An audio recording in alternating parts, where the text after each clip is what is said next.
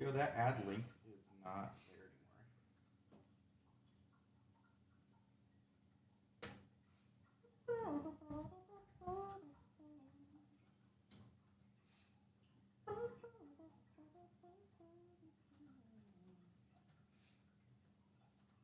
Annie wins for the most comments on a post. 38. Which one was it? Her frequency post. But nobody actually answered the question. Gio, are you copying the stream key or the stream URL? Stream key. And nothing seems to be going through. Although it says streaming.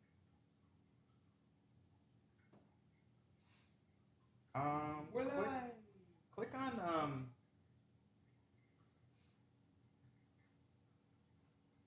go to the Instagram and X out of that like window that you're in. This one? Yeah. And then refresh the page. And then just start over. Did you do this today? Mm-mm. Okay. I'm wondering. That might be the issue. Yeah. And then copy that.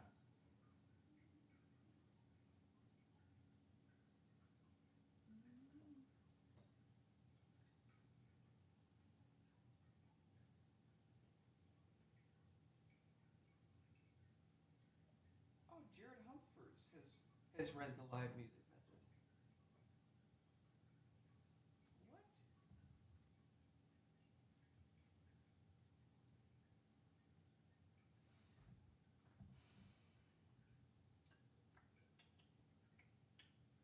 Yeah, you're There right. it is. You were correct. Well, that's an easy fix.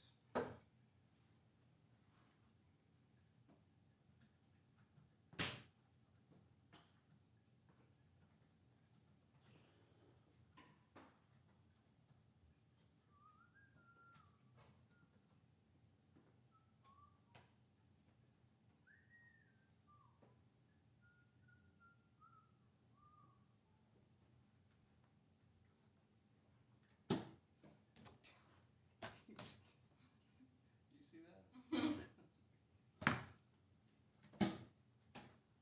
That's the close-up that we want.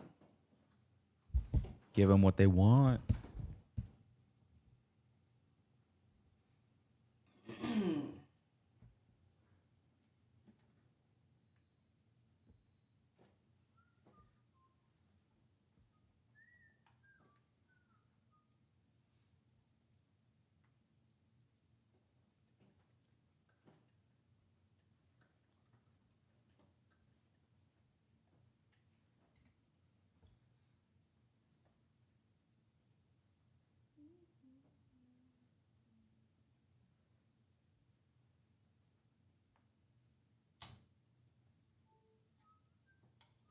I got one of our new ads. You just got hit with one? Yeah, the ones we Did just you join? scheduled. Did you join? Did you convert? I'm already in. I'm already committed. So it worked. Yeah. That's a good ad. What part sold you? The fact that the owners are benefiting. You're like, these look like guys I want to support. Yeah. These look like real people that I can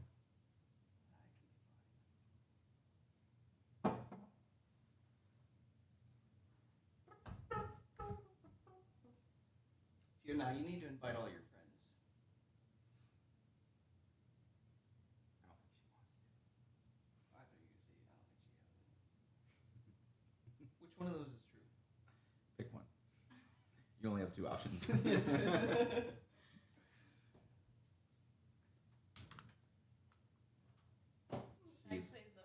Yeah, she's pleading the fifth. Waiting.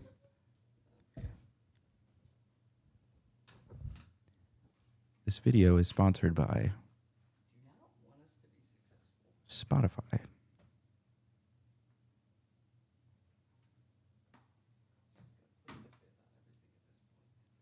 This video is sponsored by Suno.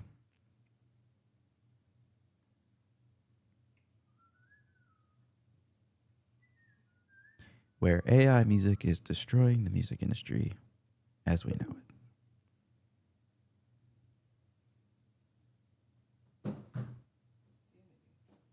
Huh?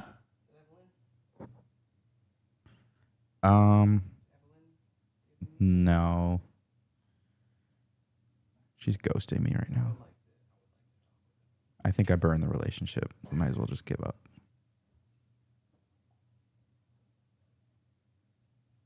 Does it look like I'm drinking beer? Yeah. Like a blue beer bottle? I don't think your bottles are that big. The other night I was drinking cold brew out of a little looking like shot glass on my worship guitar call, and I'm wondering if anybody thought I was drinking whiskey. Oh, you know what? This is too tall Too tall for what? for beer.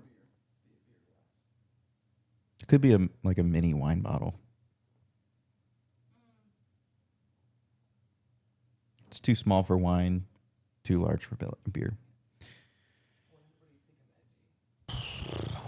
We're one of those edgy labels.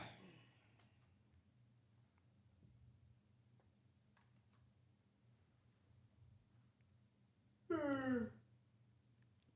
going to join this week?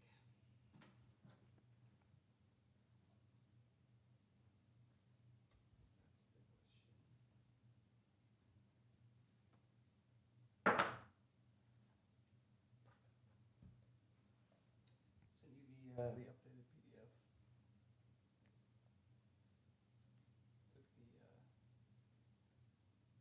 Took the pain points out, swapped it with dream outcome.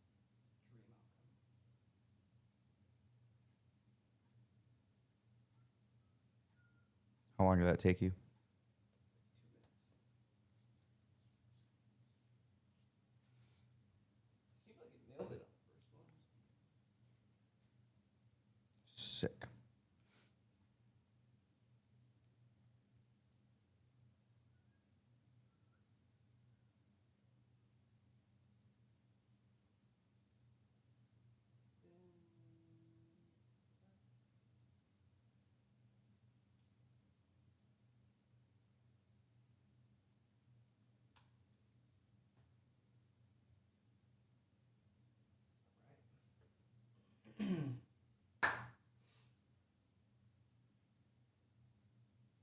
I think we should just screen share and watch YouTube videos together. That'd be a good use of our time. That works for Beaver. It'll work for us for sure.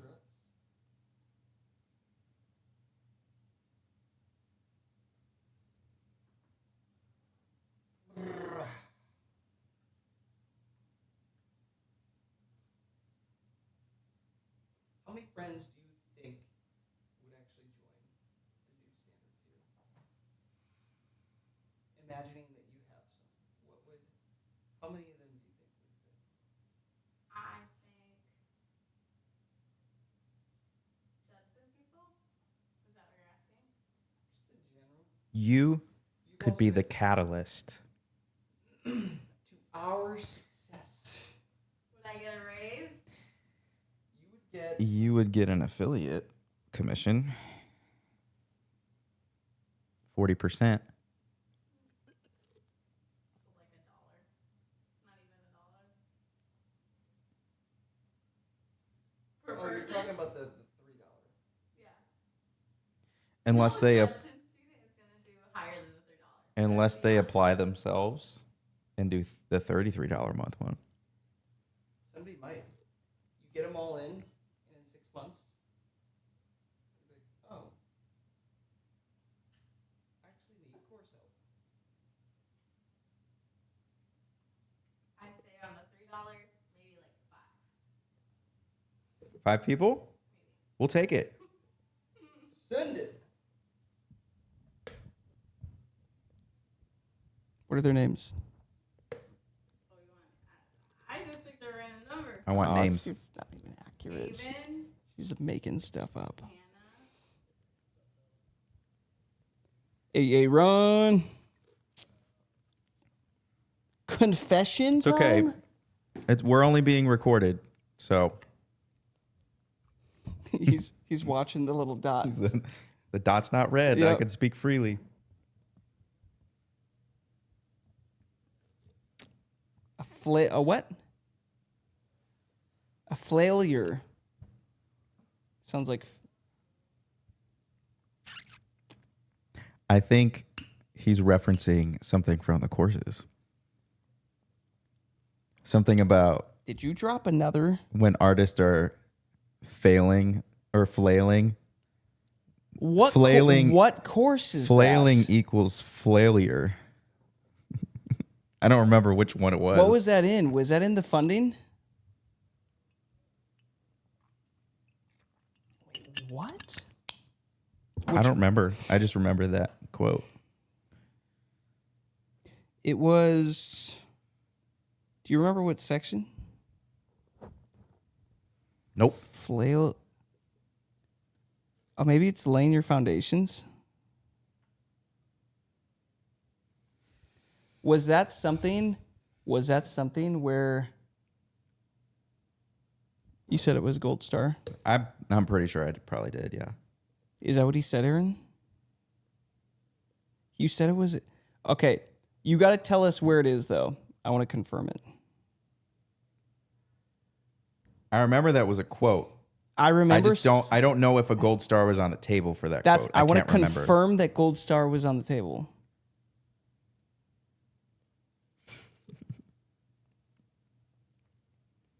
Why did you do a gold star for the word flail? Were we laughing at that? Did we think it was funny? I think we thought it. We probably We were did. probably like on hour 6 of recording, and then we're probably feeling generous. Yep.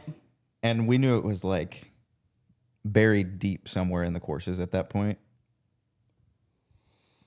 Do you know why? Do you know why though? They're all resurfacing because we recently combined everything into the basics course now. So if they got missed by people the first time around, Hey, nobody ever Another brought up that opportunity. quote before, so I don't see anybody mentioning it in the gold stars. nobody mentioned that.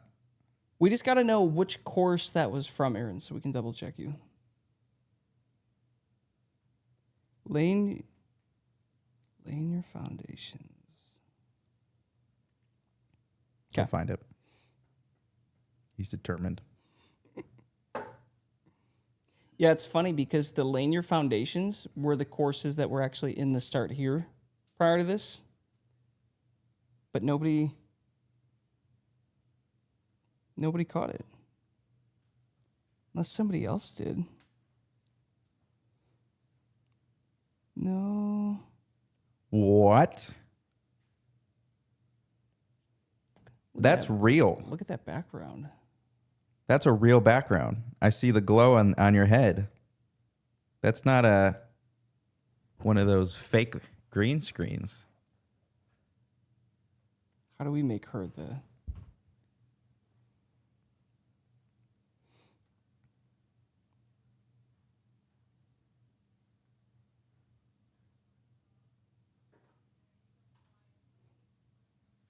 Gio, can you make her screen bigger? Beat you to it. Dude, Spark, that's cool. What? That's dope. Is that like a hedge? Like a grass hedge? Oh, Whoa. my goodness. Sick. Ooh. Wait, did you just get all of this stuff?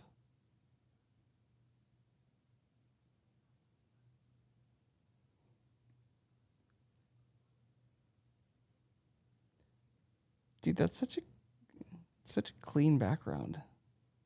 Dude. Is that background mobile? Can you is it movable or is it like set up on your wall? That would be like a cool stage prop or something. Can you wear it? She's wearing it like a backpack. Yeah, Everywhere she goes. that movable. Mhm.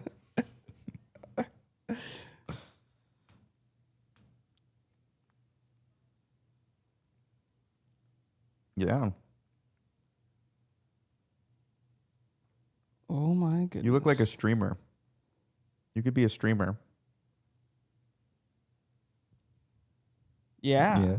Yeah, that's your lane. Show me the guitar again.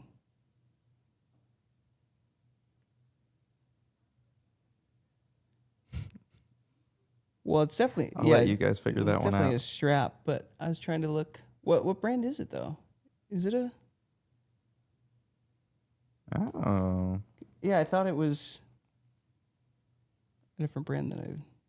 It looks like I bet you they're getting sued right now. I know that looks exactly like it. I don't know if you guys have heard about that. Anybody's a guitar player here, but Fender is like suing everybody that like made a version of the Stratocaster. They're like going after everybody. Good for them, protecting their IPO.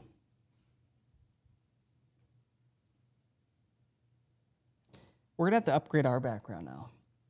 I know. We need a neon. I'm feeling a little intimidated. What if we got? We don't have any fireflies in our. Yeah, dude. What if we got like one of those Anthem glowy things? Yes. I think we said this the first We've time. talked about this for a long time, but I don't know where we would hang it on this. Mm-hmm. Like something. Hear me out. The wooden panels and this neon sign. We add the greenery trees on the side. Ads. No. Wood panels. Wood panels. Yes. Growing the network. Forgetting about growth. Forget about wood it. panels. Let's just do what everybody does. Let's buy gear.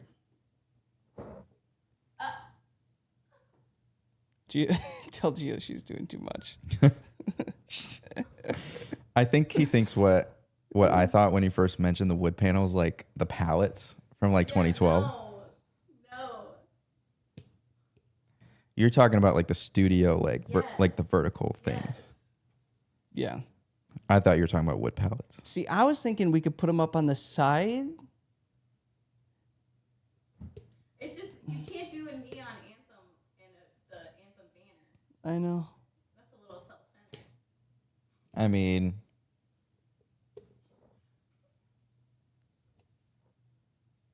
Is it though?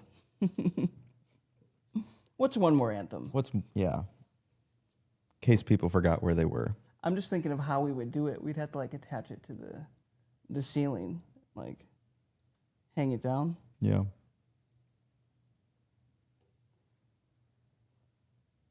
Perhaps. We should keep talking about this. Yeah. Guys, Annie showed us that she has a really cool background now. Now it's got us wondering if we need a cooler background. She's upstaging our background.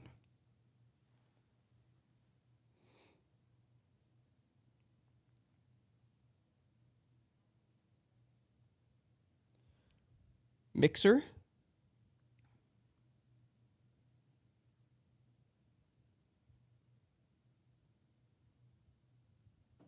I'm on the edge of my seat. Ooh. That's a beast. Annie, do you know how to fully operate that mixer? Your mom does. Okay. You just unlocked 5th grade Joey. But it's actually Her mom it's does. actually true. Yeah.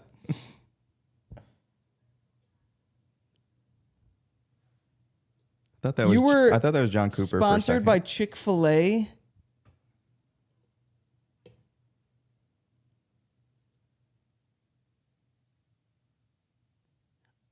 Oh, is this the room? Like this is all set up?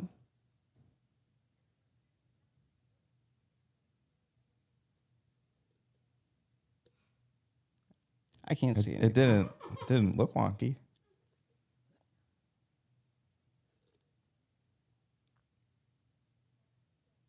Leak the set list.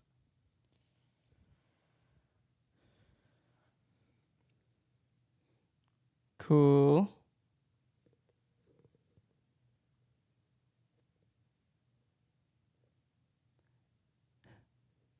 Ah, Nice. okay. There it is.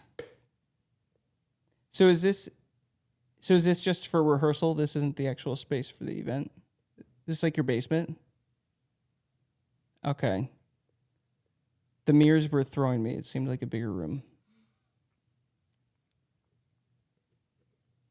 Wow. Now are you incorporating the book, the good book? Is it blowing your mind?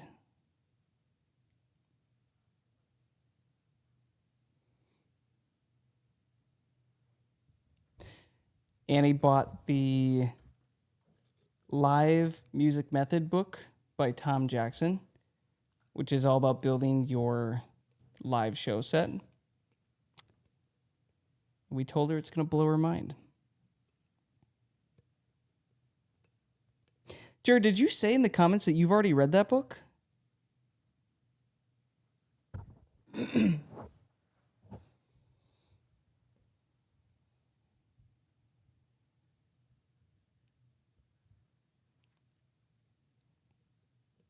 Dude, that book is so good. But that's funny because I don't know many other people that have read that book besides you and me. The hidden gem. Yeah.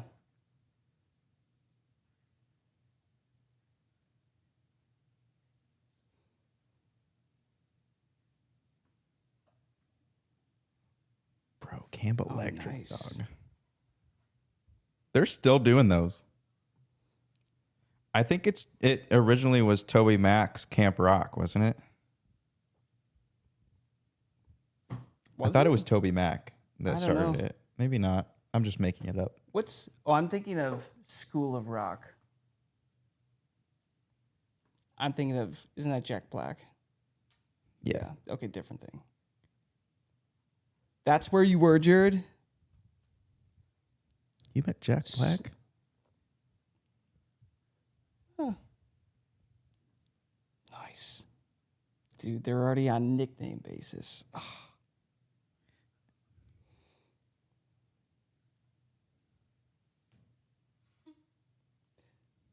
We got Jack Black joining the network. What? That would be a gold star move if you got Jack Black. Yeah. Just so you're aware. Just so you're aware.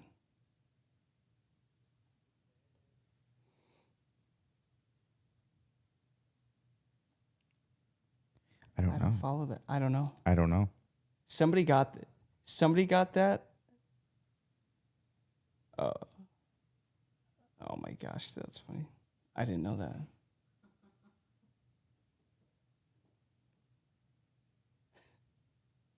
Well, we may have a little bit of a smaller group today.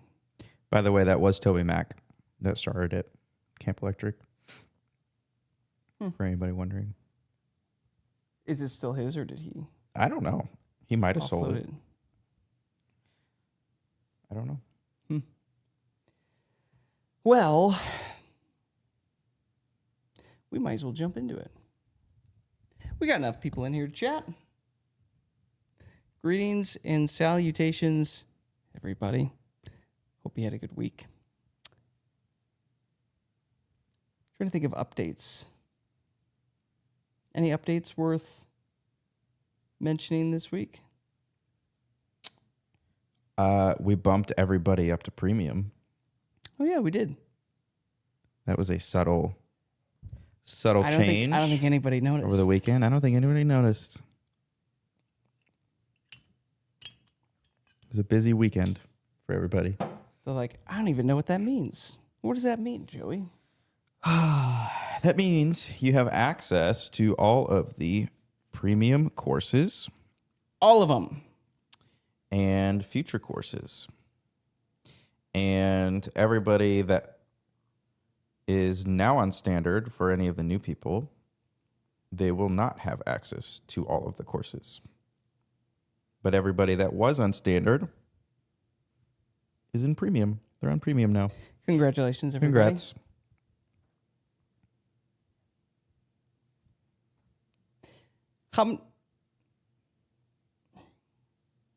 Yep. Correct. got moved Yep. to premium. We basically are giving the option to people now. You can be standard or you can jump to premium. We just shuffle things around. We asked questions and we have listened to your answers. The majority of people that join this Anthem network only really want the network, the community, and the live calls. Then there are people that go above and beyond, You guys, that actually want to learn something and implement what we teach. So we rewarded everybody that was on standard, bumped them all up to premium, and then anybody new coming in, we have a new standard tier that only gives people access to the community and the Tuesday night calls. So the goal that we're doing here is we want the network, the community, to be as large as we can possibly make it. We're aiming for 10,000 people. We'd love to have 10,000 people in this network. And then a small percentage of those people will actually want to do the work. The rest don't really care. because what we're realizing, guys, is the majority of you have started going through most of the courses, and that kind of makes you an outlier. I like Joey and I know that we're outliers when it comes to learning and like putting all this stuff to practice and everything. But the average artist out there, guys, like, is a lot less motivated. So we decided to make it a little bit easier. A little bit more accessible. Yeah, a little more accessible for the average artist. We'll see how it plays out. We'll see what happens. But because we had a realization too, we've been running a lot of ads. We talk about ads a lot, but we've been running ads specifically to the Anthem network. And I think the disconnect is people think when they land on the page that they're just joining a community with like chats and posts and stuff. And then they saw that it was $33 and they didn't put two and two together of like how much extra stuff is in the classroom tab and actual like proven strategies are in there. And the vast majority of people thought they just were joining a community for $33, which is still really affordable. But a lot of the artists that we run ads to, they don't know who we are and they don't know anything about the network. So they need a little bit of an entry. So a lot of you guys, we already knew on some level. So one more thing. How many of you have already seen the Artist Basics course that we made live last week? Has everybody seen that sucker is available now? Cool. Okay. Then I won't go into announcing it, but we just keep updating that thing and adding a little bit more. We're still in the process of adding a lot of stuff to that. But I think the Artist Basics course, guys, is going to become probably your new best friend out of all the courses because it's kind of just catching all. And that's going to be a really good one for you. Well, apart from that, gang, we don't really have anything important to announce, so we can just jump into it. Anybody have anything that they are working on that they want to chat through, or any ideas? Speak now or forever hold your peace.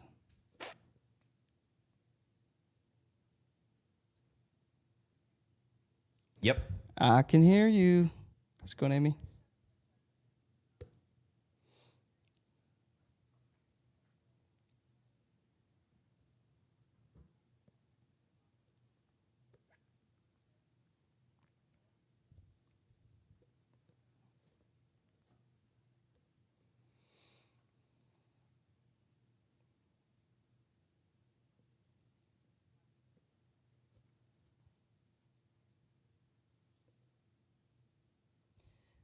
You know what, Joey? She sounds like she's asking questions based off of the meta ads for playlist growth course.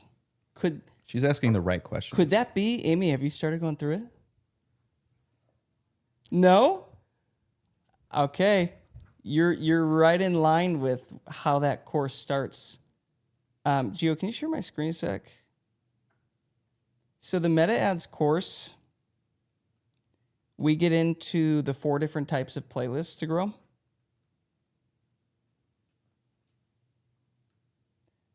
And what that looks like.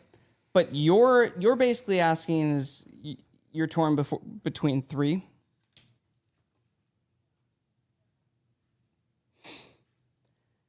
So give me again. We've got a worship, we've got a workout, and we've got like a happy Christian.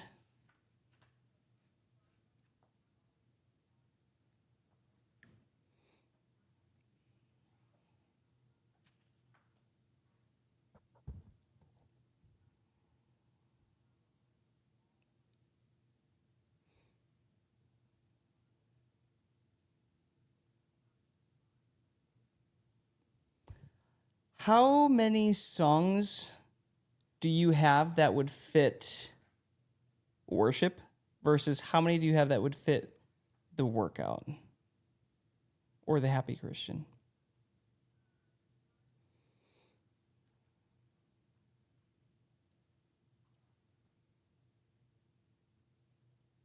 Is the worship EP going to be upbeat or is it more like typical worship? Okay. Okay. Because when I listen to some of your stuff, like some of your more upbeat stuff, I might have to go back and listen, but I wasn't necessarily pegging that as more worship than not worship. Could I be off on that, or is that accurate? Yeah, and not even that it has to be like congregational, but like I don't think worship was the vibe that I got. Oh gosh, when did we speak last? Was that like 2 months ago? I'm gonna see if looking you up on Spotify right now jogs my memory.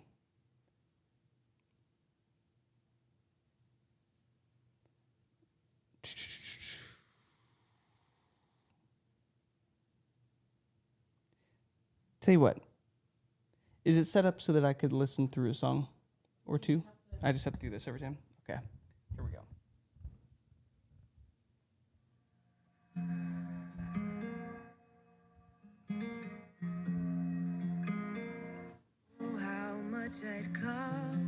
Okay, so this is a ballad.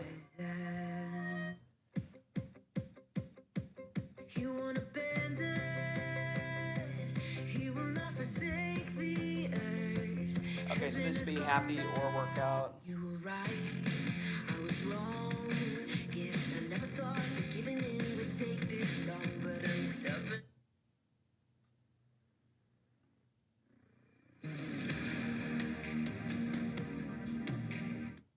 You're running hard for them all, don't forget the one who holds them all.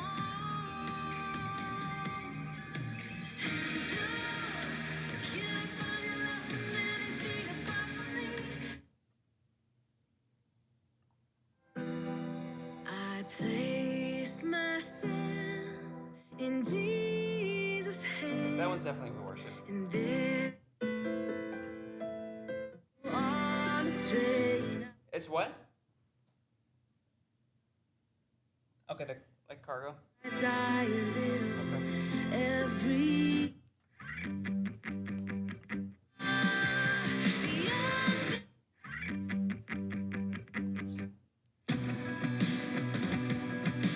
okay.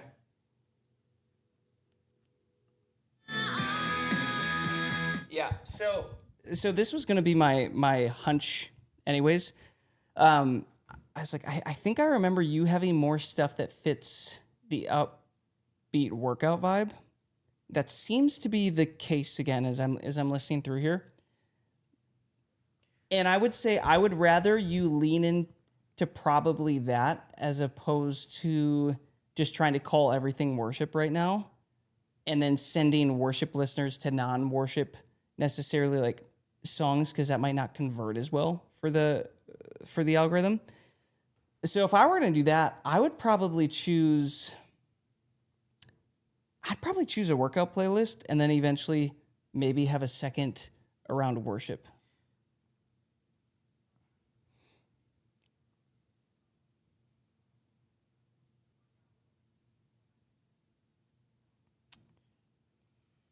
The other question is, you said you're releasing a worship EP. What are you sonically? Where are you headed long term?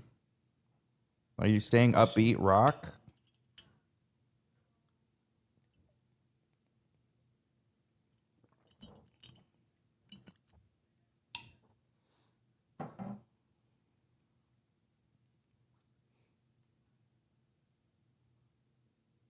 Mm-hmm.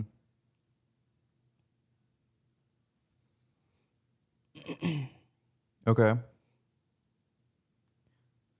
So I guess this is more of like a branding thing. Are you trying to lean more worship long term, or are you just feeling a worship EP right now?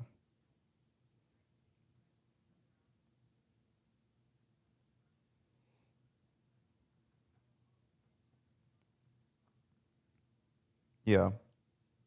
Okay. Yeah. I mean, there's a lot of worship that is starting to lean more into that. Well, I was gonna say like, and we can go into it, but like from a Christian music industry side of it, it's every day and every month it's more and more built for worship. Like it's just everything like Yeah. even like from a listener base,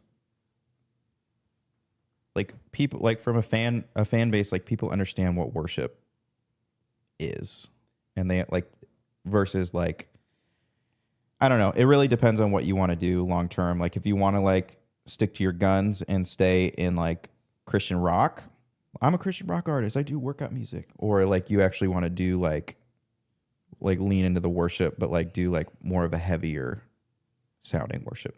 I think that's something that you have to think about too. I know for a fact for us growing playlists, I know it's easier and it converts better to grow worship playlists because I think consumers understand it a little bit more. Mm-hmm.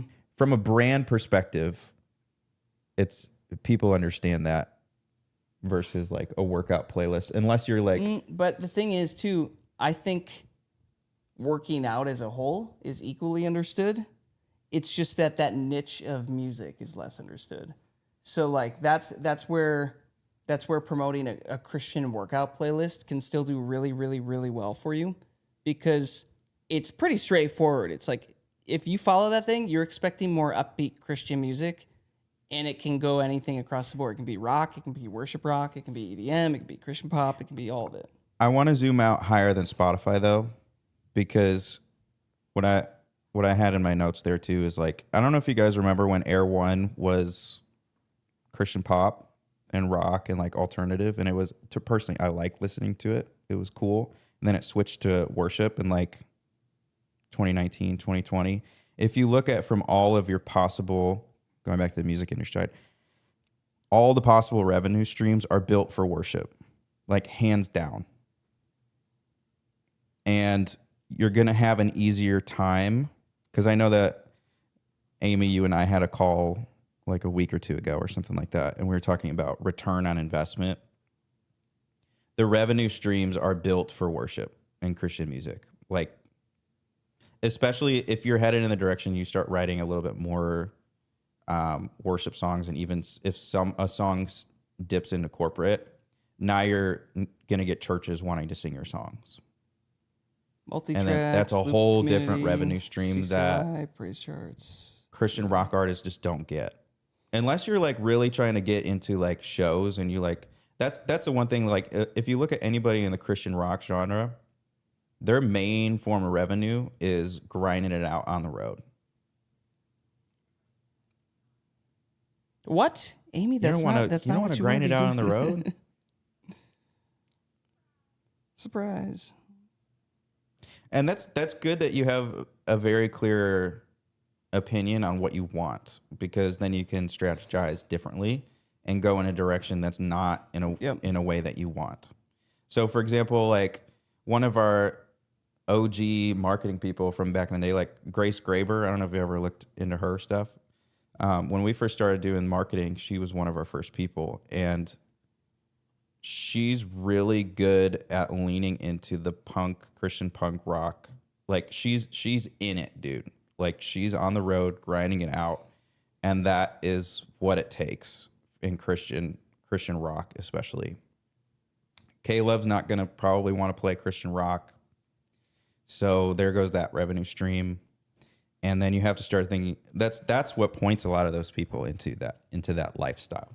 And that's what I'm like, if you know for a fact you don't want to play that game, then you might want to start leaning into a direction that where you can have some of that. Because I know we talked about having a return on investment, having other methods, maybe leaning even into more worship if that's where you feel like you're being pulled towards. Well said. Yeah, so it's again, to summarize this, guys, when you're choosing your artist brand in your genre, it's not necessarily just thinking what music is the most fun for me to make, what I feel like making. It's also what lifestyle and music genre that I'm interested in go together the best as a whole. And yeah, it's like, okay, maybe the rock side of things might be the most enjoyable for you to make, but would you also still really enjoy the worship side of things, but have a bigger longevity, I guess, to it if it lines up with your lifestyle desires more? Does that kind of make sense, Amy? Yeah. Yeah. There can be a little bit of a sadness to it. I get that.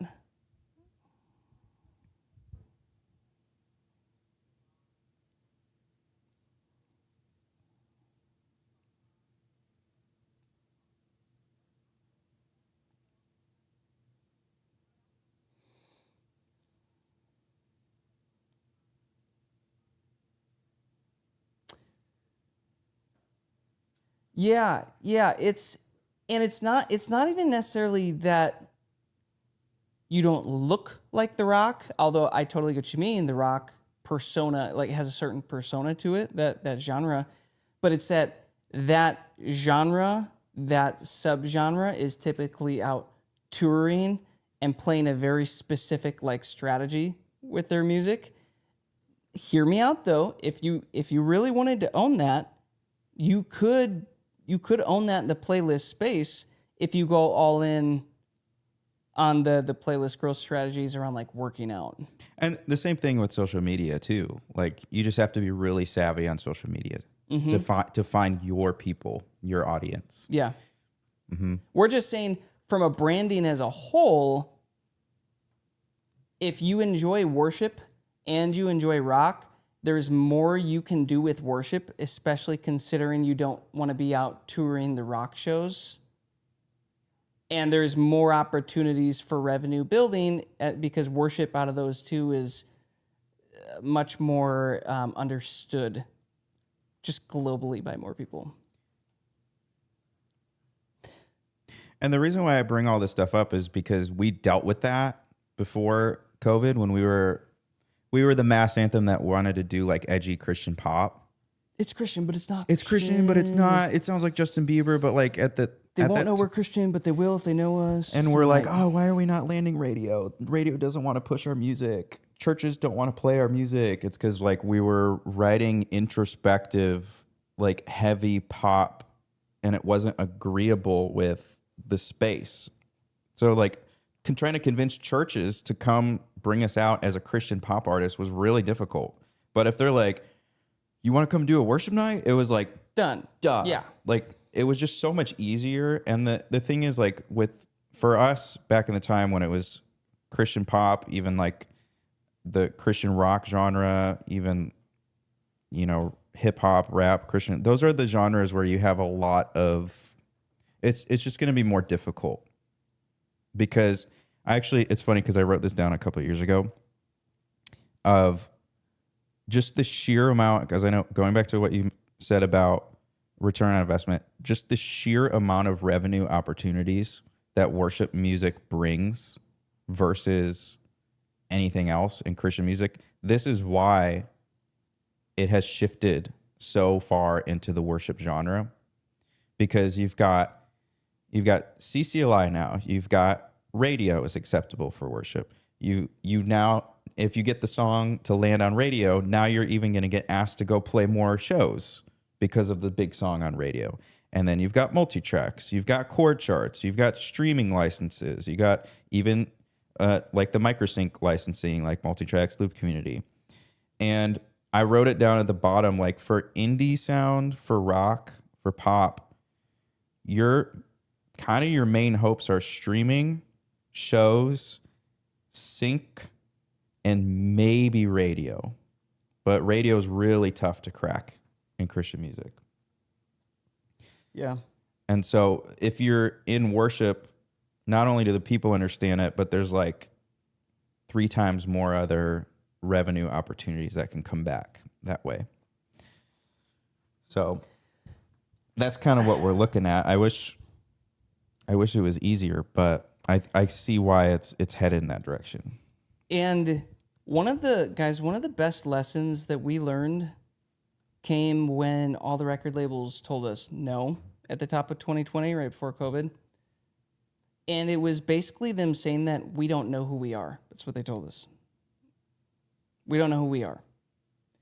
And because we don't know who we are, they didn't feel comfortable trying to sell us, which is what they're doing when they sign an artist. They're trying to sell that brand as an artist to the partners, to the promoters, to the whatever. And at that time, we were still releasing a little bit of every type of music. We were picking like 3 or 4 different styles. And they looked at that and they were like, yo, you guys don't know who you are. How are we supposed to sell you effectively if you're still kind of bouncing around? And we didn't fully understand it at that time. Like, no, we know who we are. Like, we're doing, but it's like, if a fan looked at us, they couldn't say this is who Mass Anthem is. So it's like, why would I sign you if there's a bunch of these other artists who have picked one lane and are locking in on that, and that's what they're known for? And because of that, I know how to pitch and market them as a brand to all these other partners, to radio, to promoters, to name it, right? So that's really that's the lesson that we're just trying to get across here, Amy, is you kind of just have to decide, okay, do I want to, well, let's say it like this, because you were saying it's kind of like sad, right? This idea of like having to maybe pick one lane and not do the other ones. It's like, okay, there is a sadness in that, like where it's like, oh, but I kind of wanted to scratch this itch and that one and do a little bit of both. Or is it more sad potentially to spin your wheels for 10 or 15 years and not get the traction, because when other music industry partners and people look at you, they don't see as much coherence in your brand as what they want, and because of that, they pass on you for a different artist. Does that kind of make sense?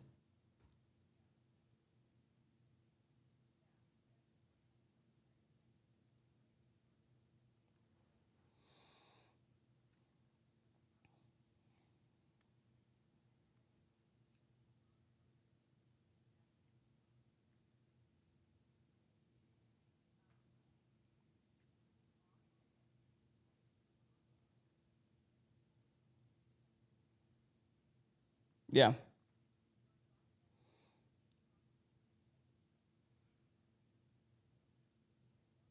No, I get it.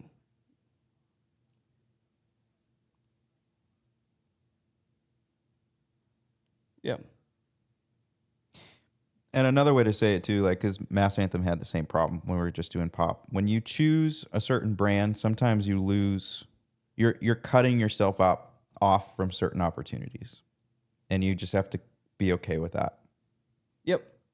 So for us, we're like, we want to do Christian pop, and then the churches are like, well, we'd love to have you out, but if you did a worship night, and we're like, well, we want to sneak in our pop stuff, and so it was this It's a weird, constant tug where it's like, no, we want you to listen to our music and what we have to say, but they're like, go sing Reckless Love for us, like we want to hear that song.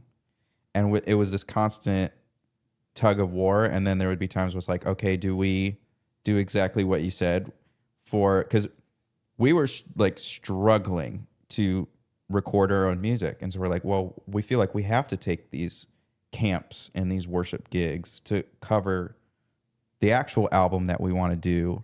And then it was a constant like tug of war. But like, I was just thinking even now, if you align your brand, ideally you want to do it to the point where like it's a part of who you are, which you said that you already are familiar with leading worship, and it's like a part of who you are, what you do.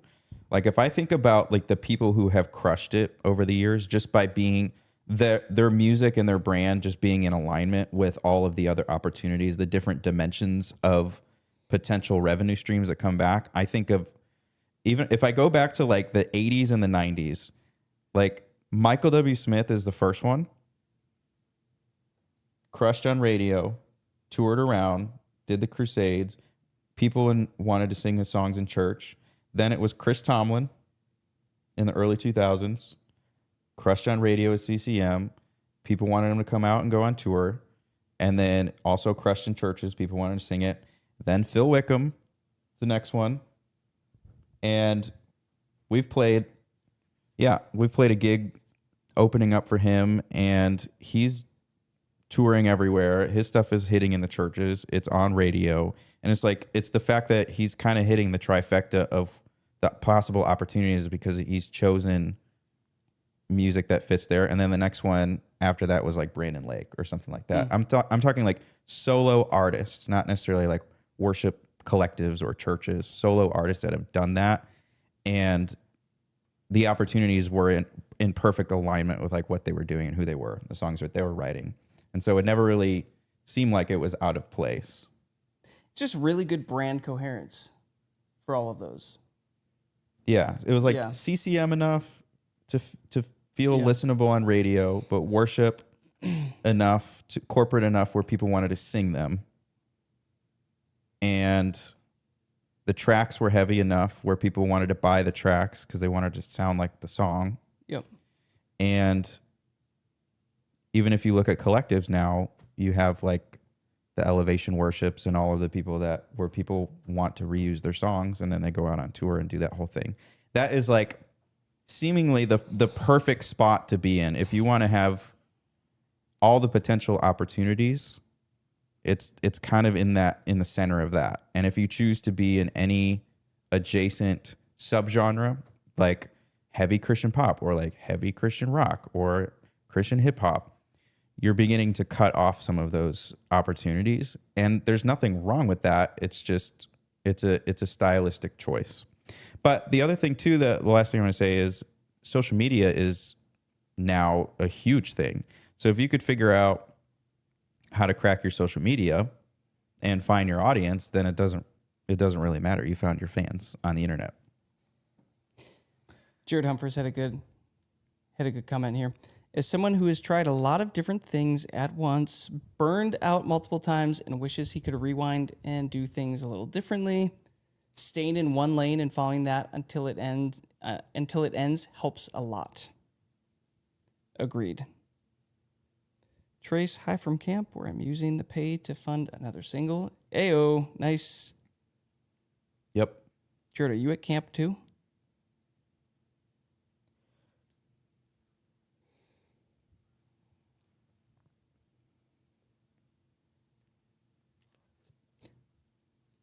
Nice. Okay. Yeah. So all in all, guys, it's just, again, we hit on this a lot. We'll keep hitting on it. Brand coherence, just making sure that you're picking a lane that you are like rock solid in, that has the greatest potential reach, that fits your personality and persona, and like you just want everything to align. All that being said, Amy, the fact is you already have an album out that does lean into more of the rock. And if you want to promote that thing, the workout playlist will by far be the best way to do that, because it's also a mood moment thing. So people tend to return to that playlist frequently when they work out. So I would recommend that if you want to promote that one. You'll probably get along best with a workout one, and then potentially a general worship one. That'd probably be the two best. We have a big playlist called Workout Worship. Mm-hmm. And you can also get away with that as well, like making that a vibe for a playlist. We got like 30,000 followers or something on that. So there's definitely interest in that type of playlist too. Mm-hmm. Yeah, That would probably crush for her. you share my screen a sec. Workout Worship.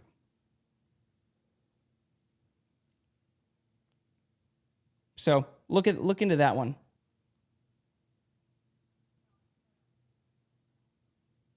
Yep, it's under Anthem X. Did I lose it? That was a great question. Thank you for asking that. Let's see what else we got. Another question here. Totally separate question. I've been having a big reach in the Hispanic community, and they're loving my content and whatnot. Is that a sign I should do a Spanish song?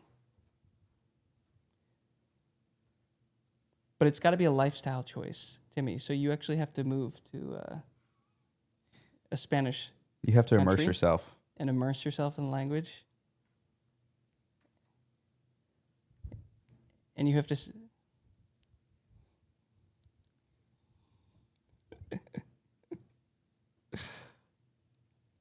To answer this question, we're all going to have to speak in Spanish to help move you in that direction. Can you give us some more info on like what's going on? It's your content that people are engaging with?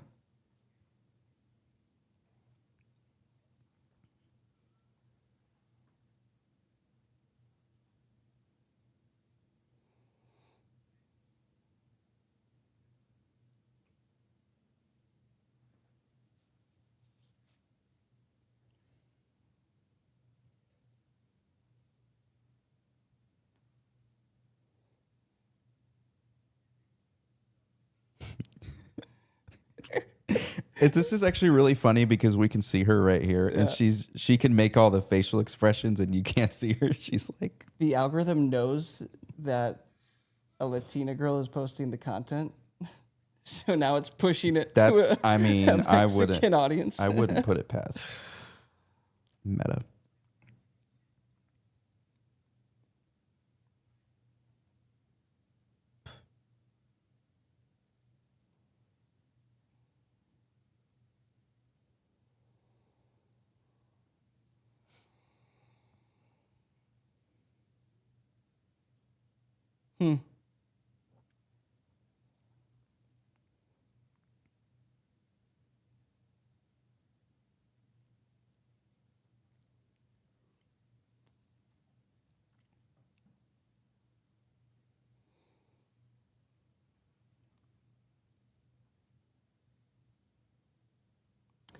Interesting. There's a couple approaches here. The first thing is that every single year, guys, Brazil wins on the back end for Spotify is the country that is most excited to discover new music. Every single year they put out the data, it always shows that Brazil, you guys seen the comments, come to Brazil.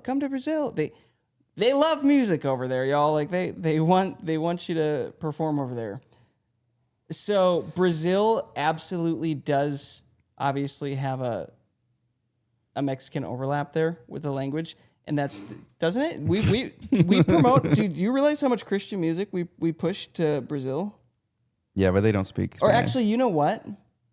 I'm thinking of our Anthem Worship Espanol campaigns right now. No, we don't push Spanish there. But that kind of just derailed the whole thought there. No? There's not much Spanish there? Is it Portuguese? Well, I always get Portuguese confused. Brazil is our top country currently. Okay, well, the thought there is you will see Brazil as a top country. Hey, they still love music. That and the Philippines and Indonesia. I thought we had playlists running to Mexico and Brazil for Anthem Worship Espanol. Oh, yeah, they probably... No, there's got to be a decent... Portuguese is similar to Spanish. Portuguese is similar to Spanish. Okay, so I'm not terribly far off. We got to get you out more. We got to get you out of this studio. Once when Hillsong was in Brazil, right? Maybe we got to do a TAC missions trip. We'll go to South America. Network. Come to South Brazil, America comment. trip. They were like really. Okay, well, then let me pivot to the other angle, Timmy. So we've launched Anthem Worship Espanol, and we've gone really hard in that lane. Apparently, according to Diana, the translations aren't always the easiest. To if you're going to write it in English, translating that same exact thought into Spanish can be difficult. Oh, we can give people some backend on that. We can dive into that a little bit. Is it called transliteration? Is that what they called it? Mm-hmm. Apparently, since the Spanish-speaking community is so vast across the globe, whenever somebody writes a worship song in Spanish or they translate an English worship song into Spanish, they have to consult different, basically, people from all over the Latin America, the Spanish-speaking world, because they say things slightly differently and their grammar preferences are slightly off. So they have to get basically 5 different people from, let's say, from a bunch of these different countries to all look at it and okay the song from their perspective. Because what happens is, when we have experience from Diana's music, in Mexico, Mexican Spanish, that's grammatically correct. But then she'll get comments saying that she doesn't know what she's saying but they're from another country, another Spanish-speaking country. But even though technically in Mexico that was correct, the way that she said it. So there's that. And we, in the process of trying to get to the bottom of all this, who are we meeting with? I forget what was it Rosita? Was that her name? She was she with Integrity? Mm-hmm. She oversees their whole Spanish All department. their translations. And we were working with her because we were trying to figure out what the correct process is. Her name was Rosemary. Rosemary? Yeah. Nice. Strike two, bro. Yo, I had half of it right. I'm not even mad about that. We haven't talked to her in 2 years. So strike 3. We mute your mic. Yeah. She oversees the whole Spanish division. She plays a big part in Gateway Worship Espanol, I believe, out in Texas. That whole community out there. And she was basically walking us through what the correct process looks like to not only, one, get an original like they do, what they do, have it translated correctly, but then also cover a song and then translate it and then have to bring it to a separate group of bilingual writers that they have that then make sure the official version is correct and then send that over to the publishers to make sure that it all translates correctly. There's so many hoops to jump through that it's just something to keep in mind. It sounds like an easy idea. It's oh, I got Spanish listeners. I'll just translate it. Nice. There will be more steps and processes than you realize. And then Diana will tell you this too, when it comes to the song performance, that it is really important how you phrase things. And if you just get little spots wrong, it can completely change the meanings and how it all comes off. So then having pretty much a coach to coach you through the singing as well, it's a lot of stuff starts to add up. If you ever do a Spanish version of your song, make sure that in the production process you have somebody that actually speaks Spanish, because if you work with an English producer, sometimes they cut off little syllables when they're comping vocals, and it completely changes the word, and it makes them sound like the singer doesn't speak the language. So you either need to get somebody who speaks the language listening to your vocal performance to make sure that something didn't get cut off, like S's sometimes get cut off, beginnings of words when they're comping. So if you ever do a Spanish version, I think it would be cool. I don't know for your audience I don't know. If you can afford it, maybe do a Spanish version of one of your songs. I don't know. But here's the upside. If So this is what we have done. If you're already going to pay for the music production, for the English side of things, the music production's already paid for. So that means the Spanish version costs way less money to create because the tracks are the same, the keys the same, all that stuff is the same. Now it's just the translation and redoing the vocals on top of it. So we have actually been able to basically release Spanish worship albums significantly cheaper than the English version of it because we do the English first and then we circle back to the Spanish. That is it's a straight up cheat code. If you're bilingual, the ability to release double the amount of music is crazy. Because like you said, all you have to do is pay for the vocal time to just record new vocals. And if you can't translate it, you need to pay somebody to translate it for you. But Dana, do you have any thoughts on all this Diane, that you would like to chime in on? Diana Ross.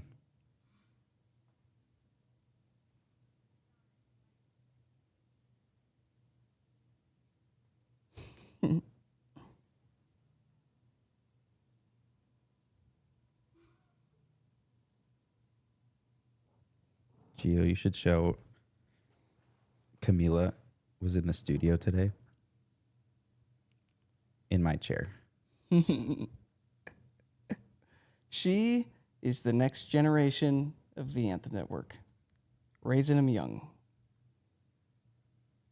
Yeah. She's so confused. What? What is this?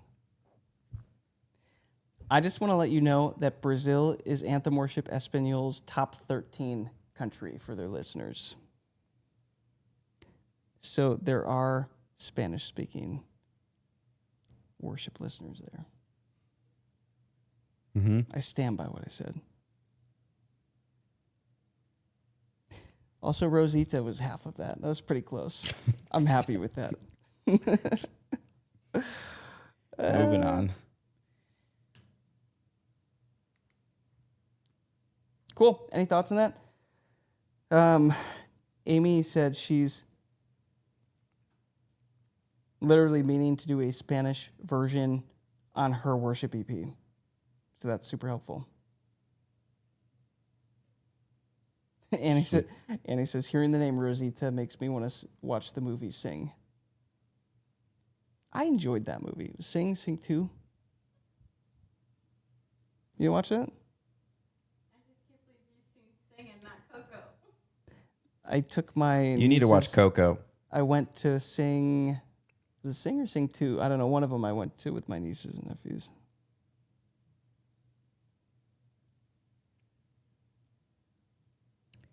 Well, Making sure we caught everybody's comments here.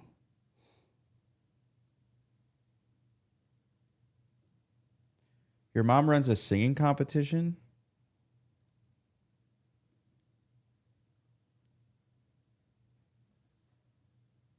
Is it in Salt Lake?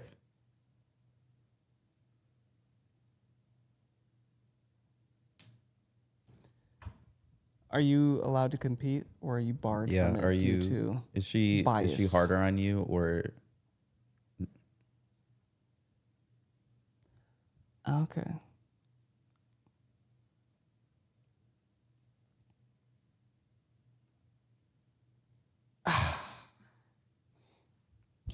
So you're telling me there are a cappella videos out there of Annie that we can find? Ooh.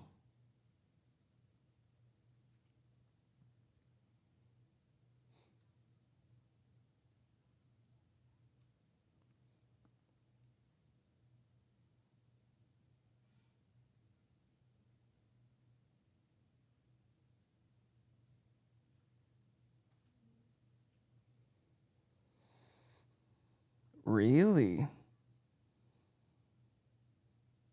Oh, they can't be outside of your city?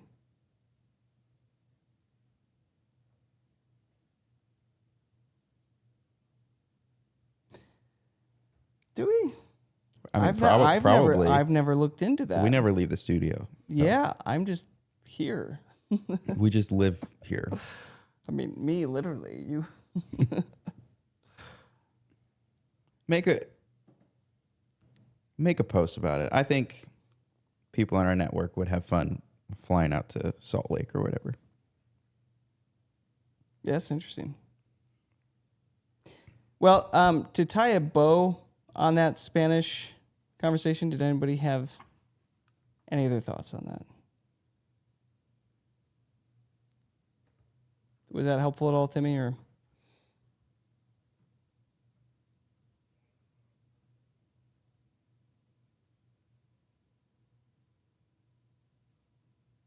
yeah, it was a great question.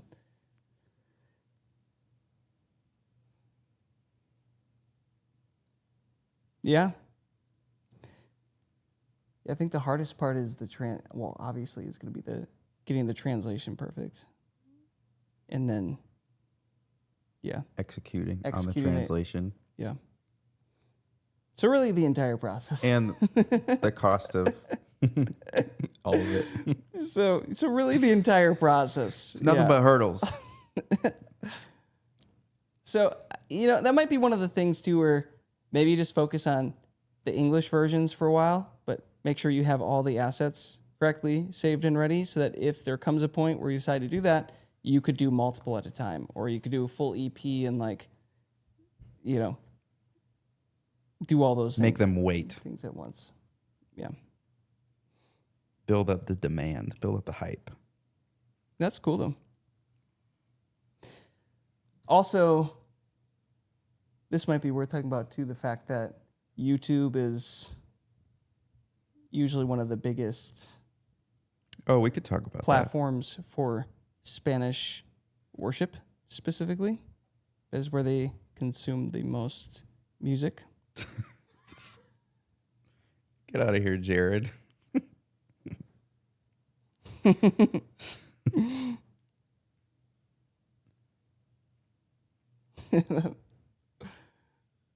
Yeah. Dude, that's so impressive.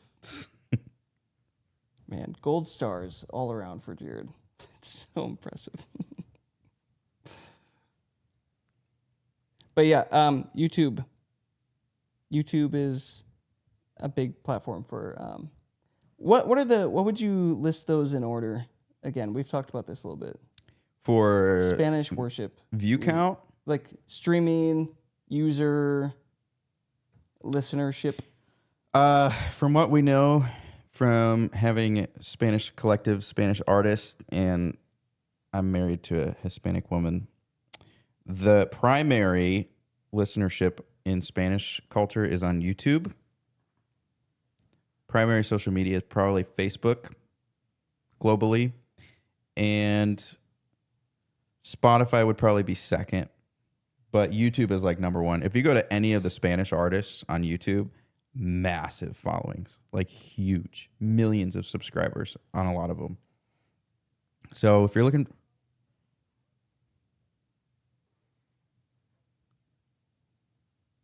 interesting.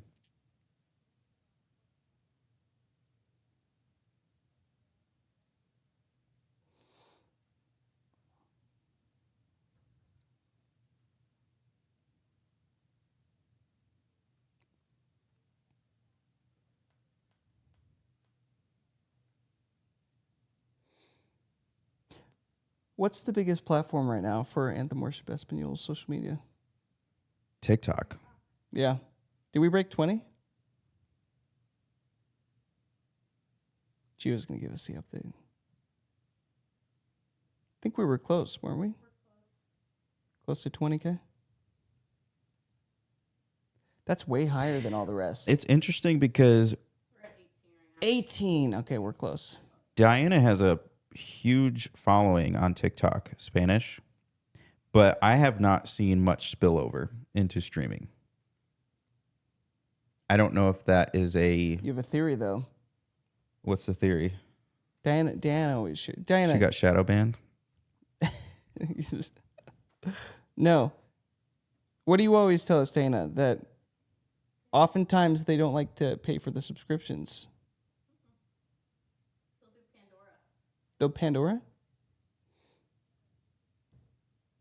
Yeah. Okay. So there you have it. That's one of the reasons too for you guys why we push for, even if it's not a full-on music video, just get a one-take lip sync video all the way through, because there are people that go to YouTube just to listen to music, and you'll get views that way.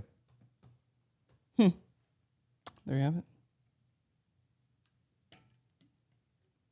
And thus concludes your Spanish worship music strategies from the two white dudes.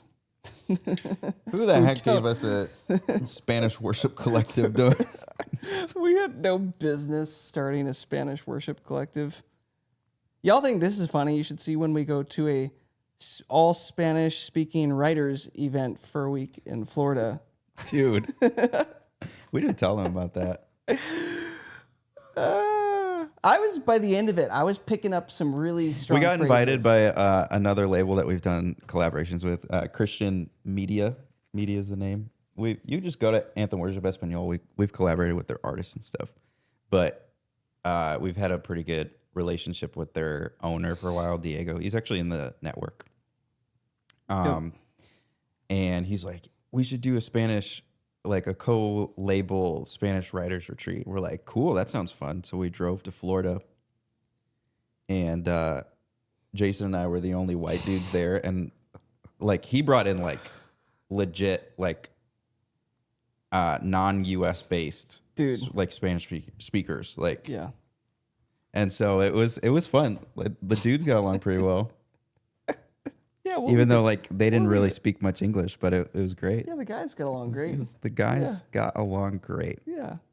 It was so good Yeah, for the guys for the guys, they did get along great. who got along great.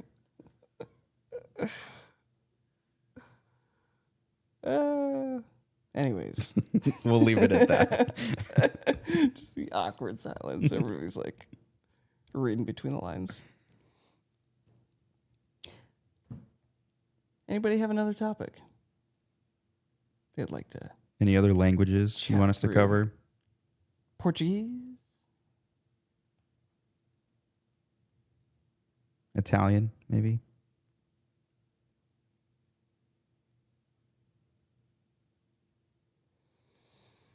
It was. We shot French. that. We shot that down, didn't we? It was until we said no. It was a French English song. Yeah. So, like, kind of weaved in and out. Started in English. Then it went to French. Verse 2 was French. Back to English. Maybe a little more French. And the marketing guys shot it down. Whoever those guys are, man. Get them out of here. Yeah. Apparently the label guys said no. So that it's now fully English. We'll just say that. It's a great song though.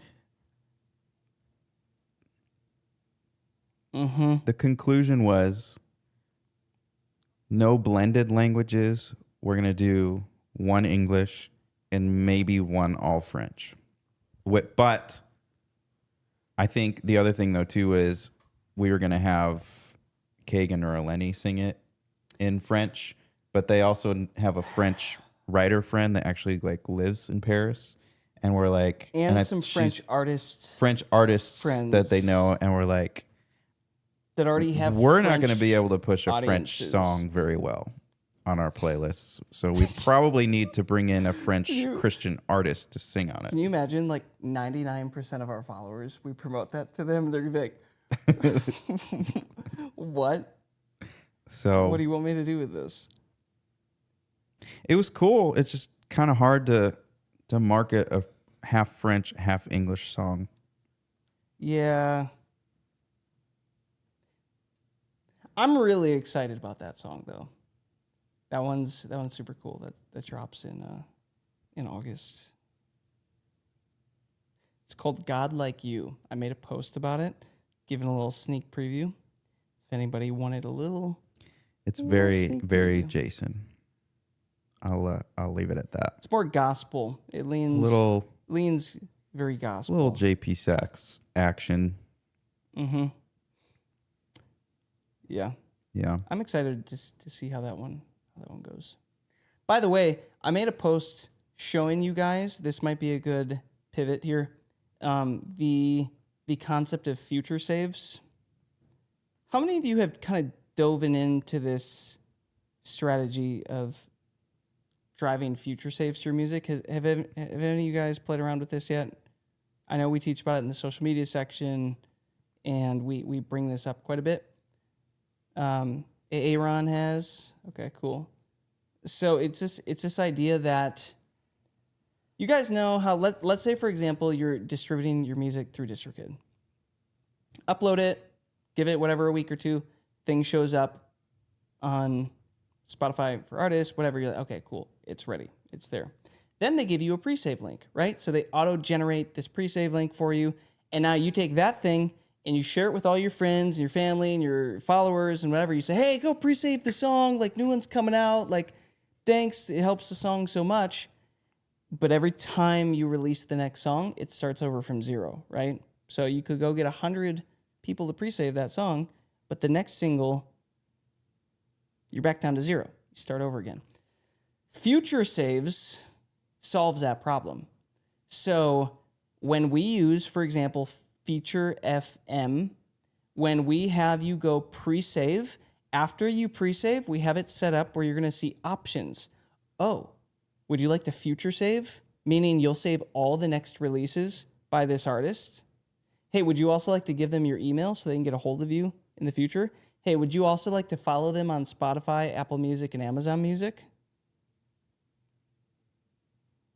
And by the way, the future saves, actually, is it follow on Apple? It might be follow on YouTube, but it's future save works for Amazon, Apple, and Spotify. So anyways, the point of that post that I made for you guys is, hey, go look at this because we just released a new song and it's already got 2,000 pre-saves. And then we have our Feature FM account set up so that all those people get emailed the day that it releases, and they're already saving it automatically to their streaming service, all because they went through the process of doing that one time. So I'd encourage you guys to look through it. That is why we are so focused on Feature FM as our landing pages, as using Feature FM for our playlist growth landing pages and our pre-save, future save links, and all this stuff, because it does all of that for us. So highly, highly encourage y'all to check that out.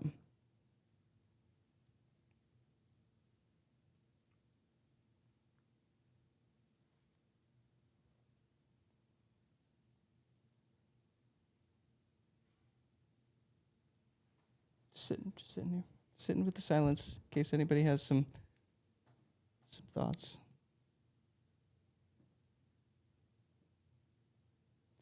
Jared, I've been interested in Feature FM. Would the basic plan be good for me, you think? Yeah, probably. What is that one? Is that the $19 a month one?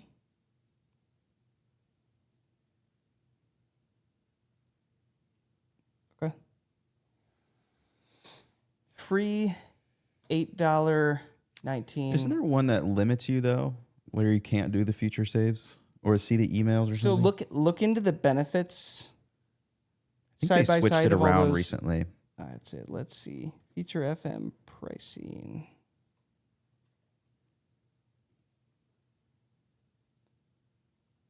If you recommend Feature FM Annie, make sure to give them our discounted links so they can get, I think it's like 3 months free. I don't know. I'd have to go back Our and check. partnership link.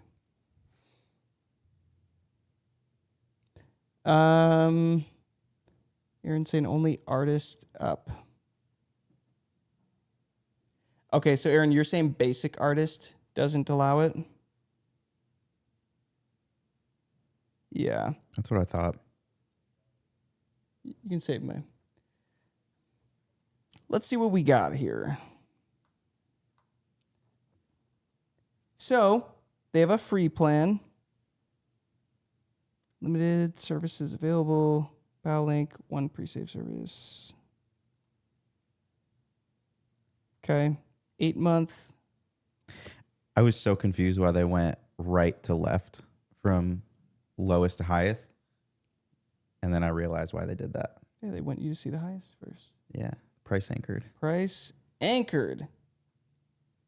Do y'all know what that is? Does anybody Price remember what anchoring? price anchoring was? We We talked talked about it.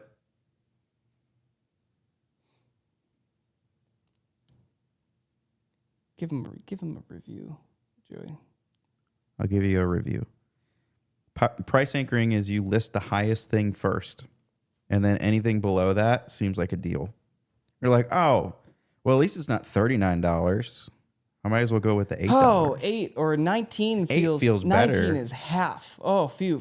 But if you go left to right, then it goes 0 to 39. And then you're like, oh, I can wait. 39's way over there. I don't need that right now. But if you list your price first, the highest price first. So if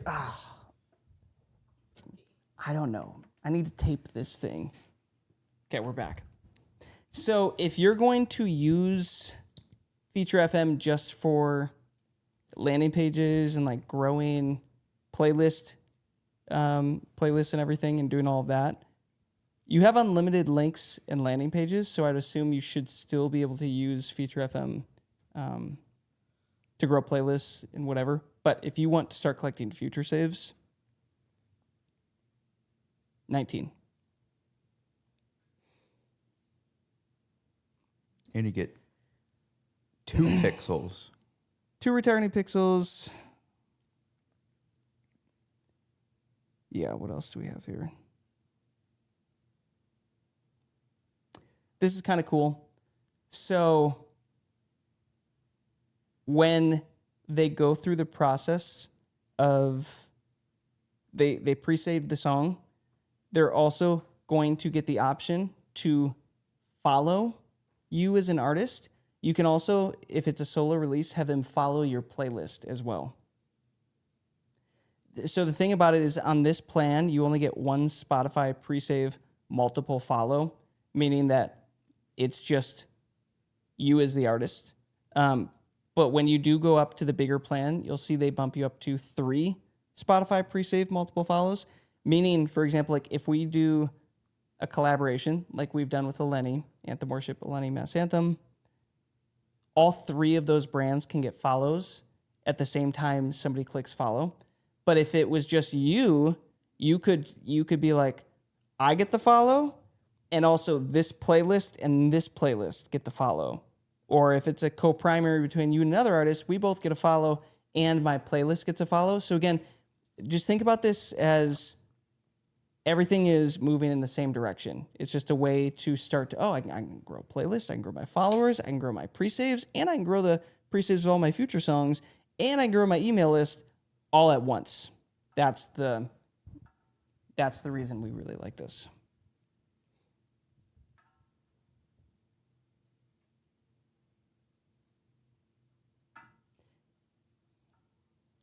By default. And then we gotcha. What do we have here?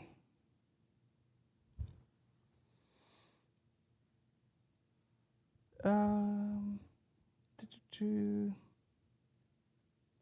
the producer about the Anthem Network on Sunday. Basically, I'm doing my evangelizing duties these last 48 hours. Wow, look at Annie. Well done, Annie. She told the producer about us.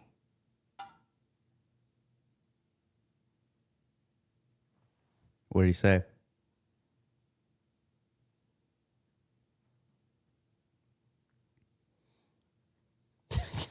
Great. All right. Yeah, man, that's cool. I'll check it out. Never checked it out. Doesn't check it out. No. That's cool. Thanks for sending. They always say they're gonna check it They out. always say, "Oh man, this is a really I cool. love that. This is a Cool really cool concept." idea, man. I love this." Mm-hmm. Cool. What is that accent? And then they don't join. Their loss.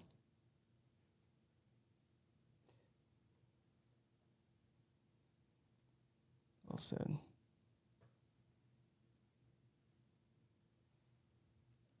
Anybody care to direct the conversation towards another topic? Anything they're working through? Jared, how's your school potential group going?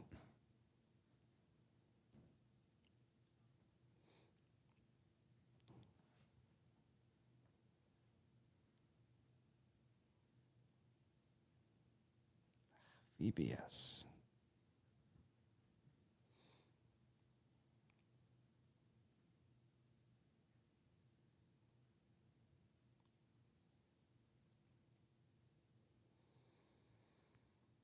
It's a bummer. It's so much work.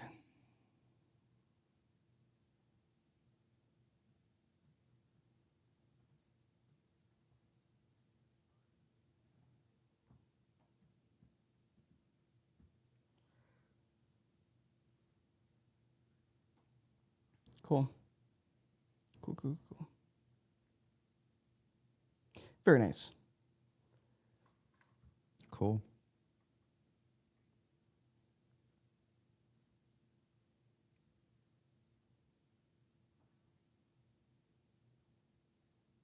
Yeah, really.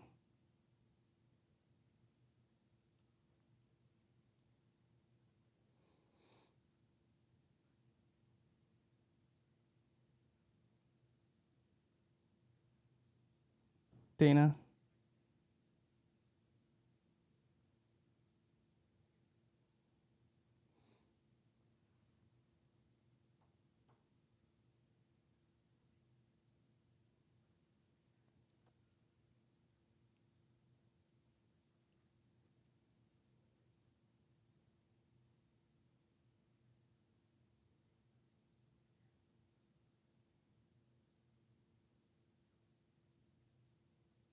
Mm-hmm.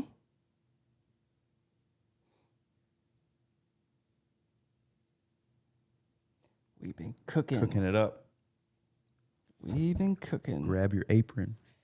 We connected through Dana? Is that No, true? no. I think we saw. We connected on Instagram, but we knew that you had already collaborated with Dana. Yeah. That guy goes really hard on his instrumental playlists.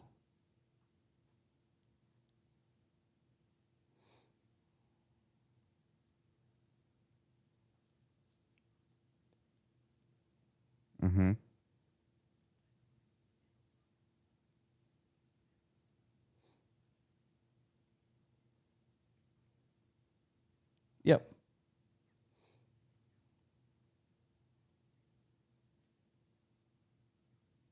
Yep. Slid into his DMs, I guess. Yeah, he's been going really hard on that playlist. Jared, I still think you could crush growing some sleep instrumental playlists. That's right up your alley.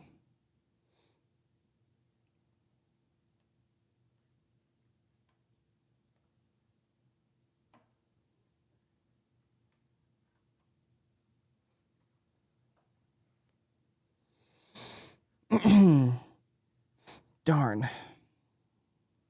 Yeah.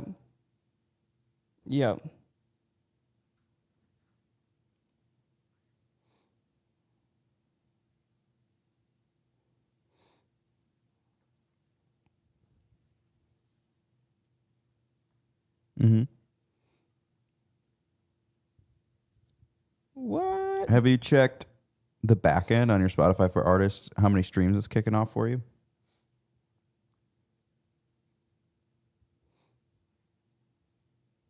Trying to find it. I'm curious. Is it just the Elevation Worship cheat playlist?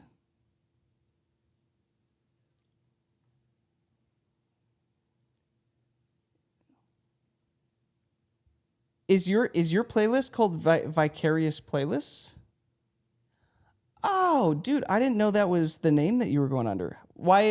Can I ask why you chose that as opposed to your artist name?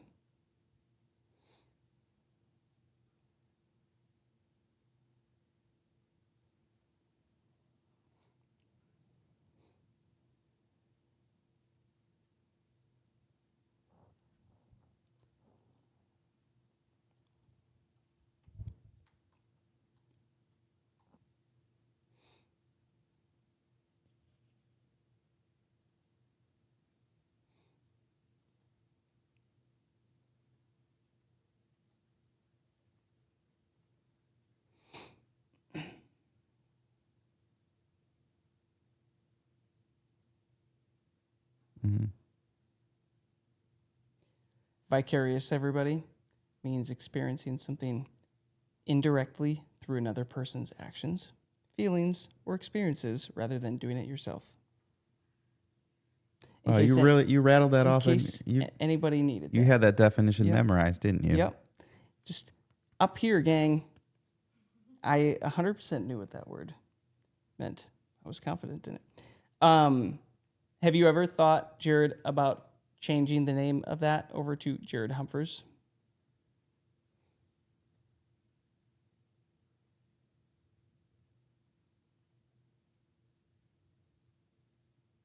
Pros: Oof.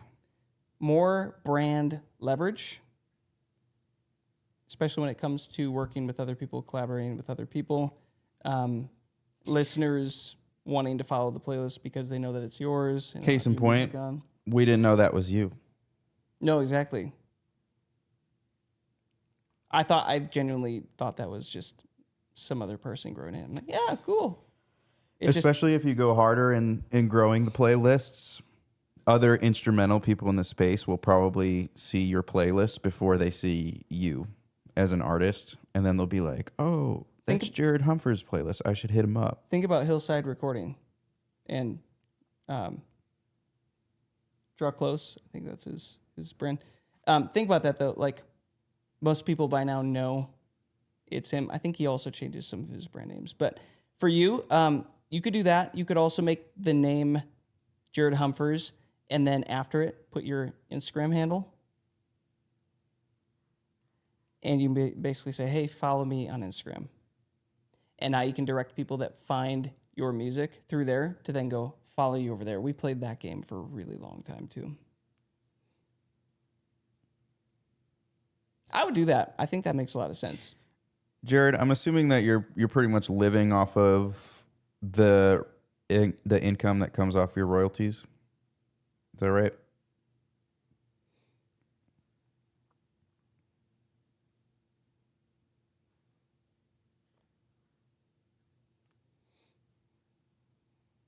Mm-hmm.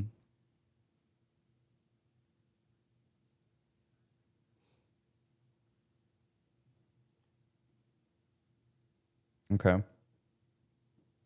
Because one of my ideas that we've never done yet is because obviously we've done instrumental stuff with you. We have a lot of instrumental stuff, and we have a lot of Christian lo-fi. If it were me, what I would do is figure out how to have a little baseline budget for ads for like growing one playlist. Could be like $200 minimum to $300, and then you decide a percentage of the royalties that comes back to go straight back into ads. So it's a constant Build. scale up Yeah. with no less than like $200, $300 a month, because otherwise the ads don't perform as well. So if you can get on that train, then it's just a snowball, and the thing will just keep growing over time, and you have the habit built in place to where it's like, okay, however much that like makes the most sense, 10, 15, 20, 30, 40, 50% of streams that come in just go straight back into ads, and then you kind of forget about it once you're in the habit. Yep. Honestly, you could go all in on the playlist that's already working for you. That's probably what I would do. Mm-hmm.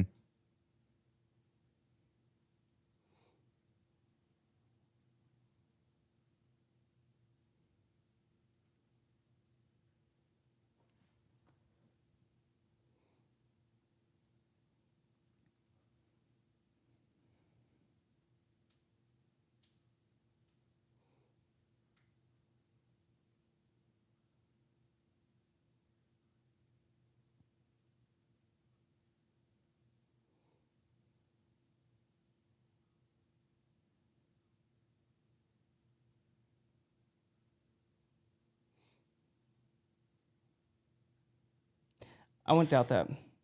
I wouldn't doubt it either. That's why I was curious, because especially like a playlist like Elevation Worship Instrumentals, people will see that and they'll click on it and they'll just hit play Oh, 100%. instead of follow.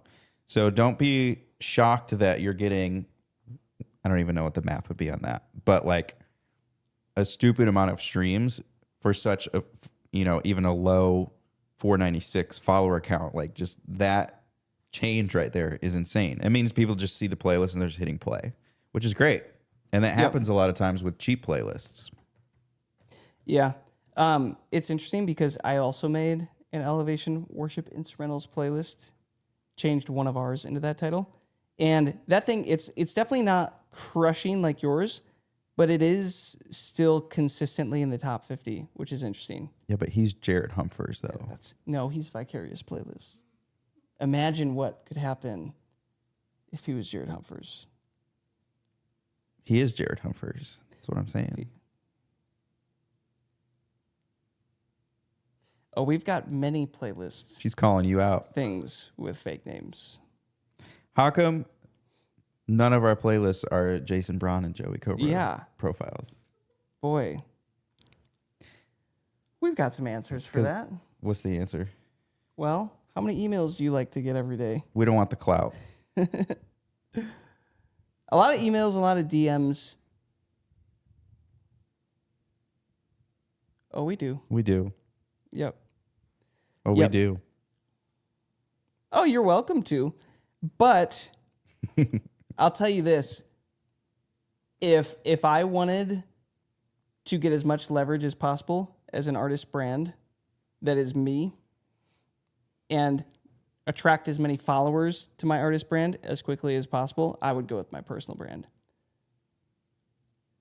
As a record label, if we want to attract as many people somehow getting our emails and asking for free stuff 24/7,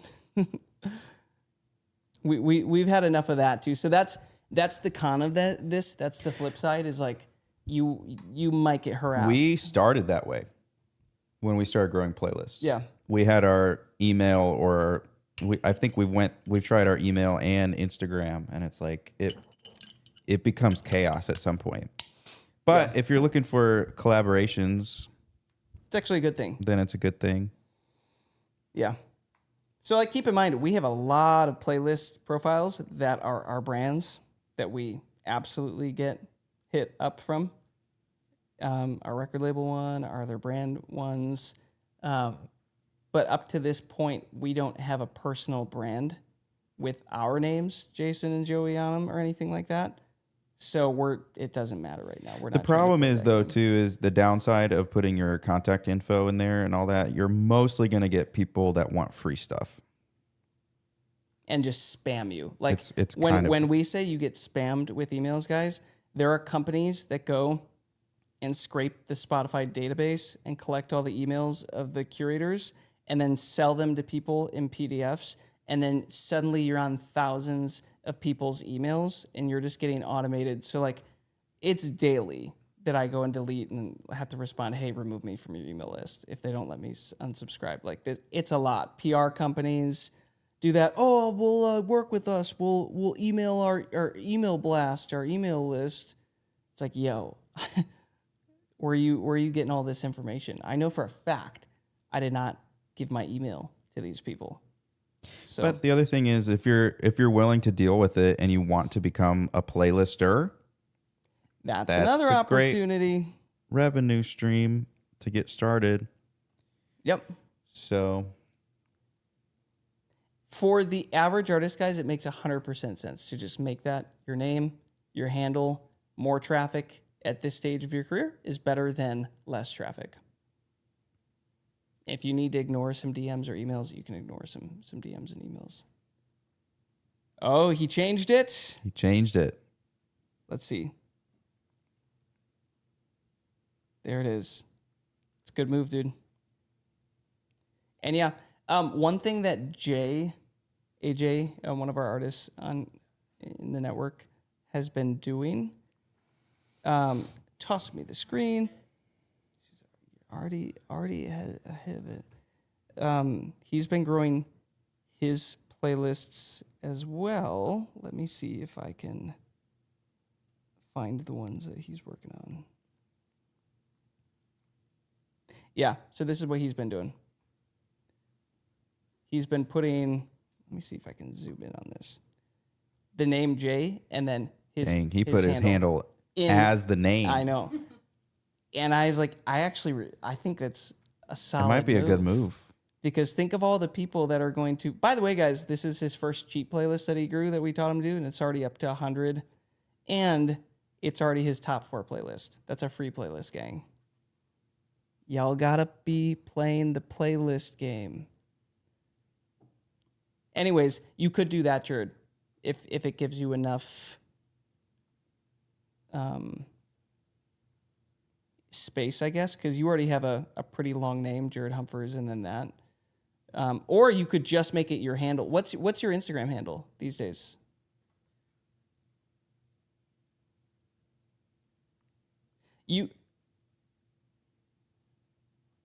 Oh, it is? Okay, I'm going to check in.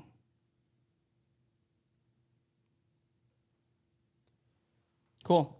Yeah, it's just really long, but otherwise what you could do is just get rid of Jared Humphers and have it at Jared_Humphers because it's already the name in there. That might be even the cleaner move. Aaron has a question. What about being a Submit Hub playlister to fund the playlist? I am hung up on putting the correct music by my music while having a good percentage for submit acceptance. Yeah, go for it. That's one of the, pretty sure in the courses we also mentioned that, especially in the funding, maybe in the meta ads too. But how much do you make off of being a playlist hub? It's like a few dollars a submission. But is it the only one? Only the ones you accept? No. Well, and it gets higher the bigger your playlist gets. So they pay you more the bigger your reach gets. But again, it's not based on acceptance. It's based on review. Because they can't guarantee results. But it's more automated for you, right? Yeah, I assume they are just automating into your account, and then you have a certain amount of time to review them if you want to get paid for them. I don't know. It depends on how driven you are. We never did Playlist Hub. We did it. But we ourselves. also built our own marketing agency and all this other stuff that it didn't make sense for us to do that. But if you don't want to do what we did and go build all of that yourself, that's a great starting point.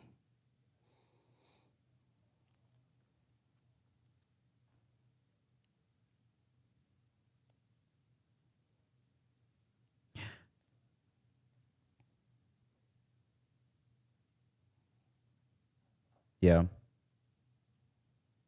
Mm-hmm. You want the right data. Yeah, you want the right data in there. So that's where if you would specify, because that's the thing too, when your brand is smaller, you have less data behind you, meaning if there's other smaller artists that you add, it's the algorithm is more likely to link you guys up as similar artists. Can you connect with the artist that submits? Mm-hmm. You can? You can DM them. And you can DM them? Yeah. Can you get their email?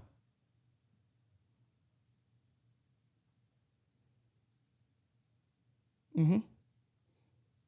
Yeah, I've met a few people through there that we've ended up exchanging content. Dude, knowing what your situation is and what the skills you have, like, you might want to consider doing it yourself.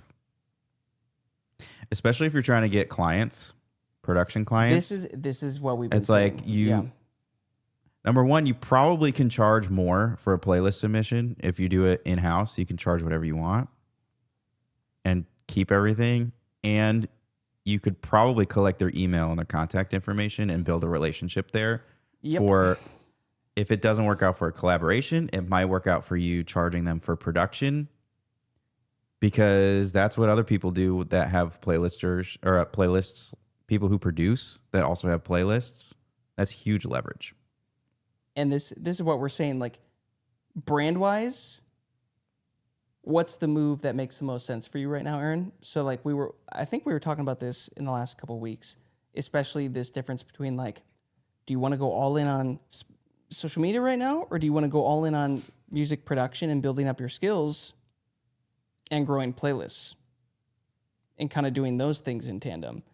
And it's like, well, those things kind of feed each other. Let me ask you this, Aaron. Do you think a lot more people would be able to find you for Christian music production if you had a playlist at 50,000 followers and your handle was your Instagram and you like hint that you do Christian music production? Probably.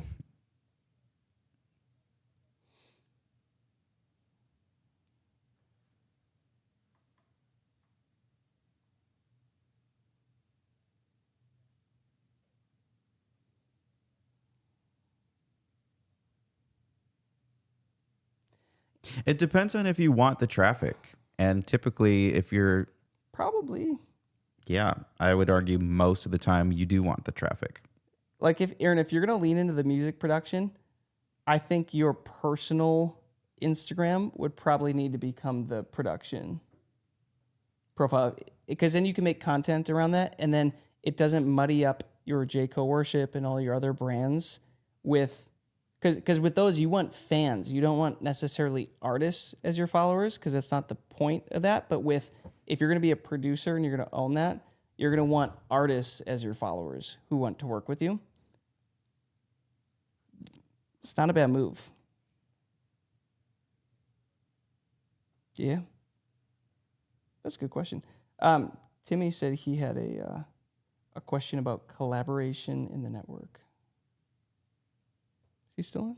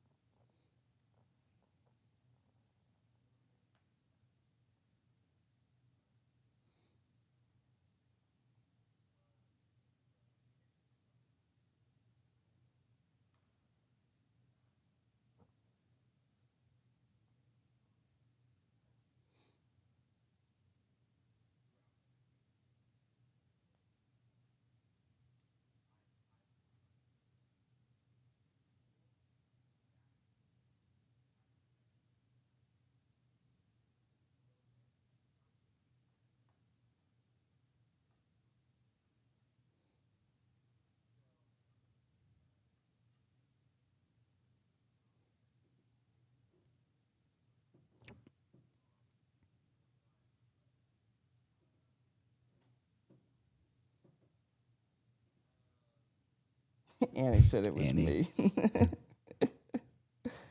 Annie, how are we supposed to ghost you if you keep jumping on our Tuesday night showing up. calls?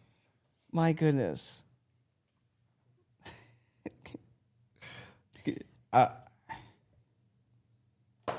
Are you, first of all, wondering about like having hard conversations like that first?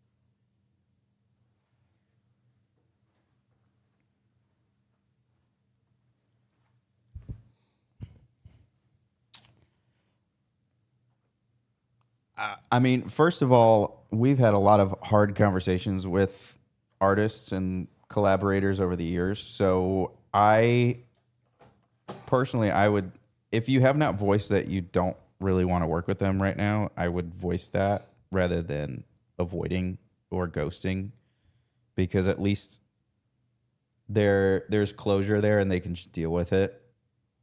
And sometimes you just have to be blunt.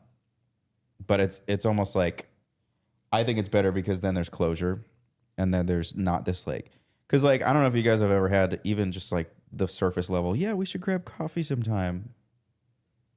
And then like 3 months goes by, You run into them. and you run into Oh, them. dude, we should get that coffee sometime. Oh yeah, or like they Yeah. don't say anything, and then you're like, did they really mean that? And then like all the Yeah. questions start going on, and then it's like kind of awkward. But at least if you can say like, hey, this is not gonna work out, and we're just not. I don't really want to collab right now. Like you could. That's literally okay. Like you could just say like, I don't want to, and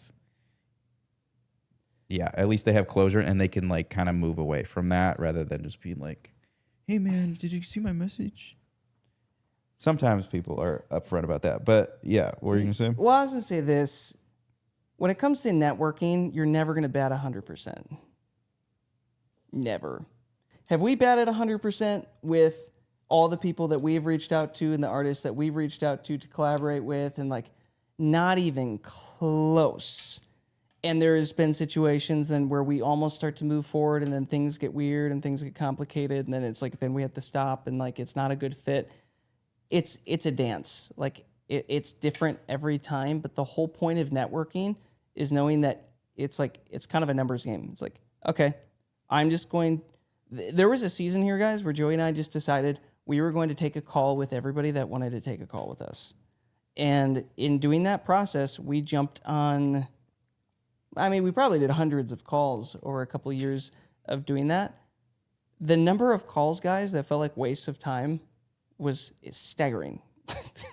The number of some people that we get off the call with and being like, oof, blacklist, like we're not dealing with that again. Like it does happen.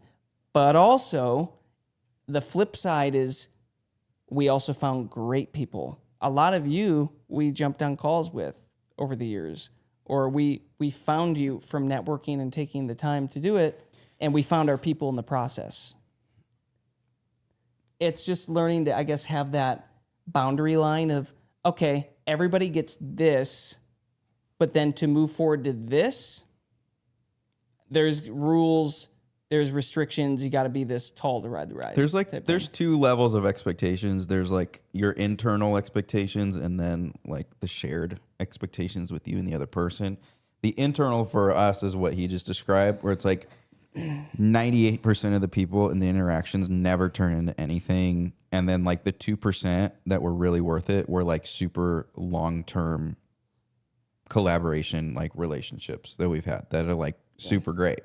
And the thing is, like, knowing that kind of those averages, like, gives you a little bit of open-handedness. The other thing, too, of, like, just something specific is, like, if you write a song with somebody you don't know, a lot of artists think that every single song that they write is, like, worth releasing. When in, like, and it's, like, that might like, hurt people's feelings. But when you look at it from, like, how publishers and labels operate, it's like you write 50 and you release 10. You pick the best. And sometimes I think if you kind of understand that, it's like, hey, I'm just here to interact with this person, get to know them, and we'll write a song together. But like, I don't have any expectation like every single song that we write together is going to be released. Mm-hmm. There's that. It seems like, yeah, it really comes down to how seasoned the person really is, because there's expectations. Like the more, and that's why, especially with writing, like the people that write a lot and have gotten the cuts kind of hang out together, because there's like kind of entry level expectations that like the more writes you do and the more interactions you have, there's just kind of a cadence to it. Yep. That like the people who are kind of at the top who have a lot of writes and cuts, they just know the type of personalities to look for. And there's expectations going into it. I can tell you that that's one of the big turnoffs for us these days is working with an artist. And it's like, oh, we wrote it. When does it get released? It's like the assumption that, oh, it's written. That means we're going to release it, right? It's like, no. It means that we wrote a song to consider, you know? Let's keep throwing darts to see what else we get. If we want 5, we might write 15. We might write 20. Who knows? Might only write 8, and the 5 are already in there. We don't know. But that's, again, it's just getting clarity on that before setting expectations, like before things move too far, is probably the... I mean, we've worked with producers that have that mindset. It's like we recorded 1 or 2 vocal takes and it's good. It's like, and then there are producers that are like, hey, we did 10 and I still think we should do a couple more. It's like, oh, I like you. And it's like, okay, like you're willing to like see it through. And then there's other people, it's the mindset of like clocking in and clocking out. Like you get this much of my attention and we're going to get 2 passes on this and then I'm done producing the song. It's like, that's not who we're looking for. And we've worked with producers that do that. And then we worked with producers who are like, I will work until this song is finished. Mm-hmm. And there's a good balance between the two. And who do you guys think we end up working with long term out of those 2 types of people? Right?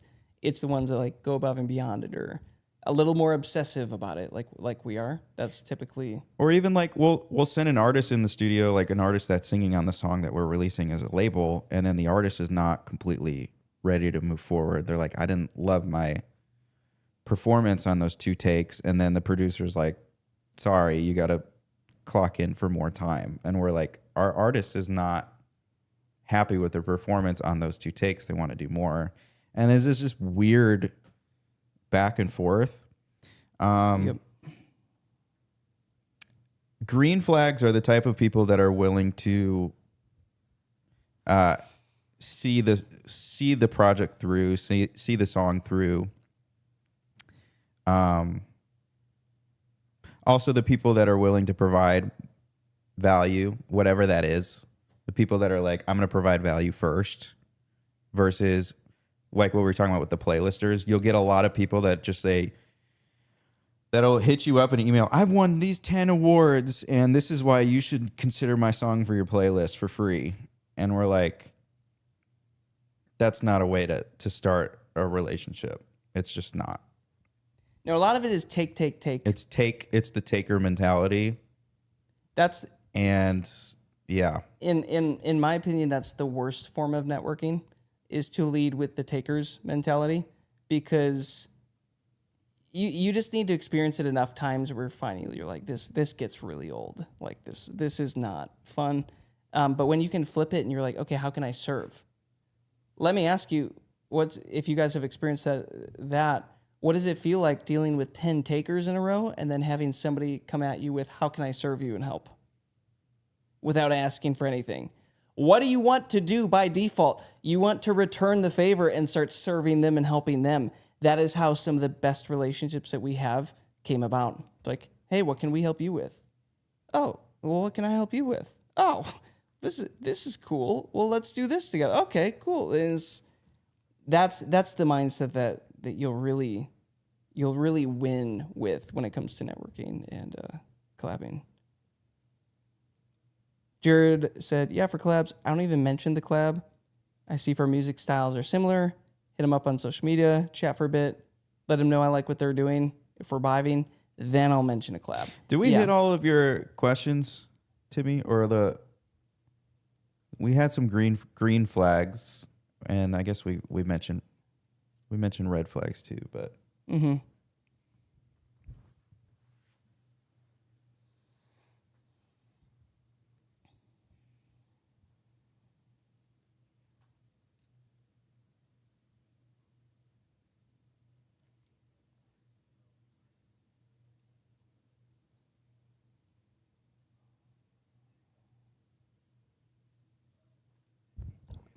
And by that, he means it's Annie. It's Annie.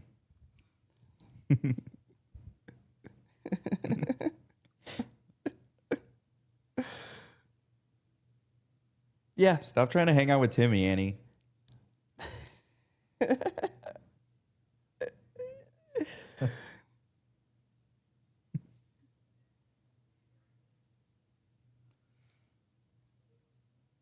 October?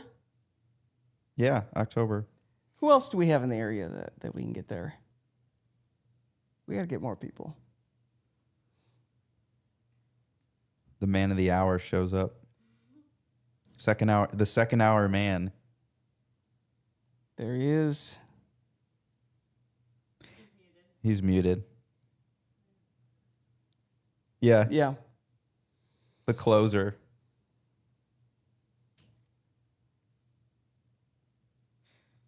This is actually a great They let him in the game once they know that they've solidified the win. when you're 10 runs ahead. All right, put Alex in.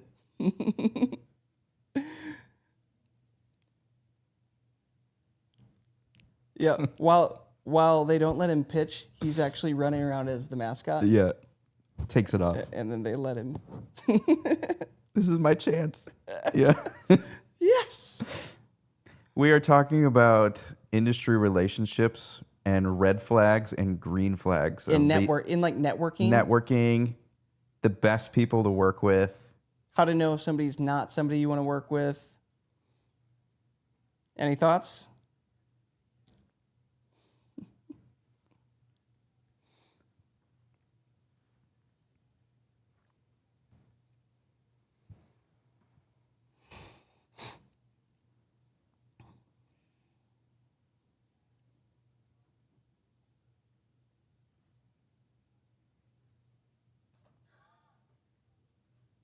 Yeah.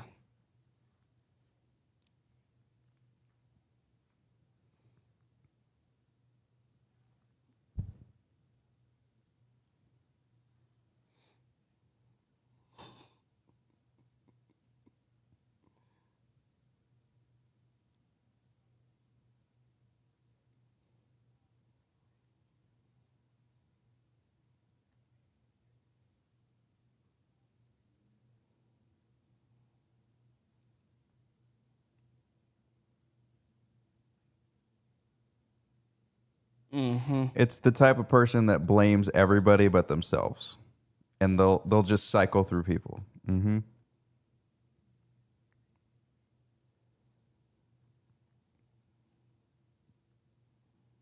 Yeah.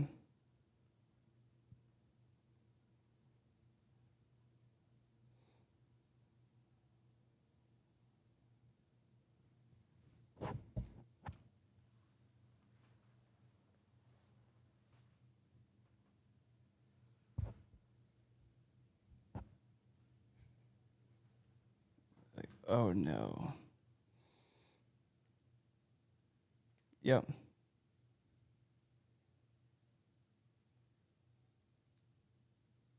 Yeah, and he's talking about Annie Whitehead, guys.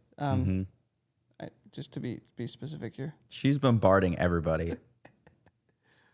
she's like she just keeps saying she wants to hang out.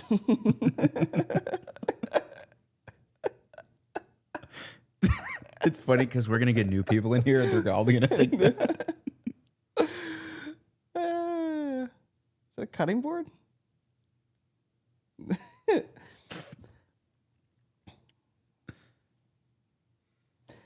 Dude, but it's so real though, guys. Like that, Timmy. That's also huge. Is it's not necessarily easy though to figure out somebody's reputation off the first call or whatever. Like typically, the more time you spend in a niche in the industry, you just tend to start hearing about people and like everybody's got a reputation. But how they're speaking about everybody else is huge.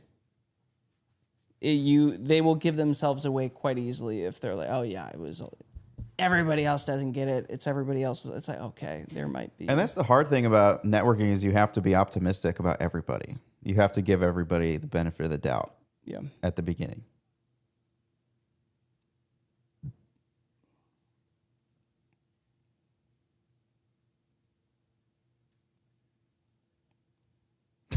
Dude, I know what that is. Everybody gets a blue Dude, ribbon. I remember Upward Basketball, dude. I don't even know what that is.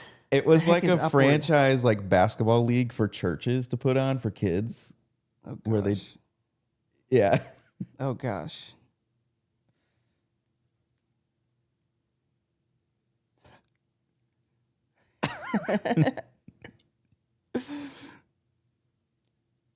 Yeah. Fifth graders. Yeah. But he just confirmed exactly what we said, Timmy. He's like, you still have to go network and give people the benefit of the doubt. Otherwise, you don't get to meet the people that are the great fits. Like, you just have to cast the net and pull it up and accept that half of the little fishies get thrown back into the water. 80% of the fishies. 80% of the little fishies get thrown back to the water. I don't know if Alex agrees with that. I said that earlier about you.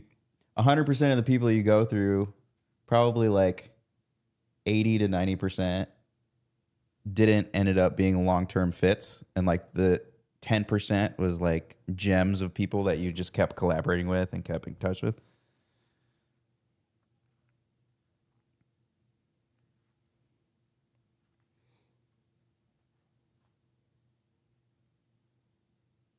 Yep.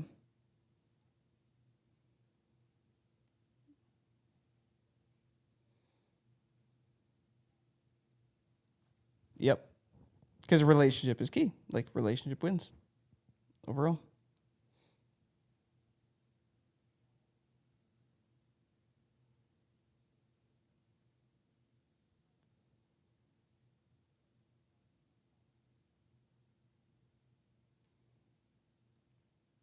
Yeah.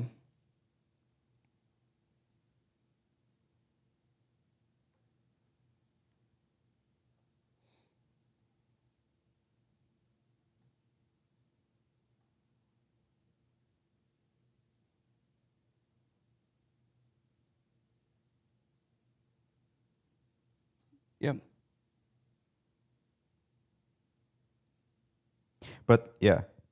But yeah, you have to be optimistic about the whole 100 in order to find the 10. The 10, yeah. Yeah. Mm-hmm. I mean, another great example too, guys, is if Alex and us had enough beatdowns from the past that we're like, that's it, no more networking, like, we wouldn't have met each other either. It's like, it just, and then you see all the good stuff that's come from our relationship. It's like, oh man, okay, that was worth putting up with a bunch of the crap for however many years leading up to that. Like, okay, one of these times we're gonna meet somebody that like is cool, that's a fit, that like, you know, makes sense. Alex, did that guy ever say if he's interested in chatting music playlists with us? A little interview.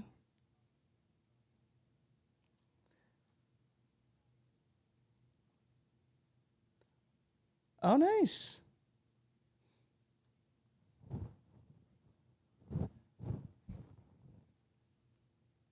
Okay. Oh, sweet. Okay. Hit him up. He, just so you're aware, guys, a good friend of his used to be the Spotify editorial, one of the curators there, and we might set up an interview just so we can all just geek out over talking about Spotify playlists and then record it for you guys.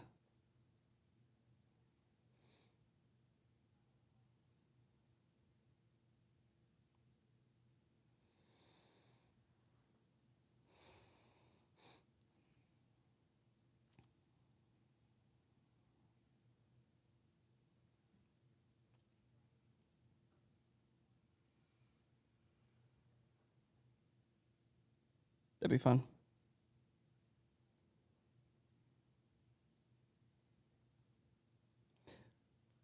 Annie might intimidate him. Yeah.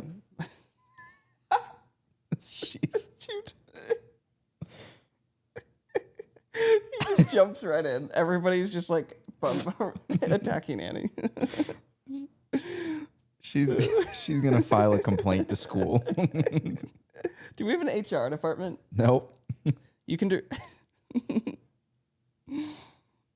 You direct your HR complaints to Gio. Yeah. Jason won't fill out his frequency chart assessment.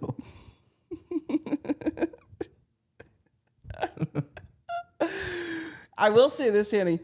You got the most comments, I think, on any post You were up to this point. Yeah. 38 Engagement wizard. might be a new record. Now, how many of them actually filled out the assessment? Yeah. Yeah. Yeah. Yep. You didn't do it?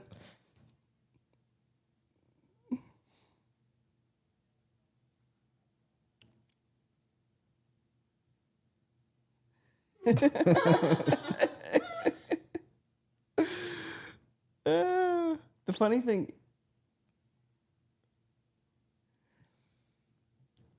maybe it's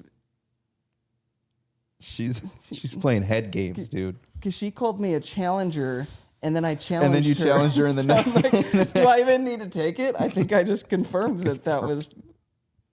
How dare you pigeonhole me? No, it's funny because the word was frequency, and then you go to the comments, and everybody's just like, my favorite frequency is 432 hertz. Oh, I like 528. Oh, like over and over.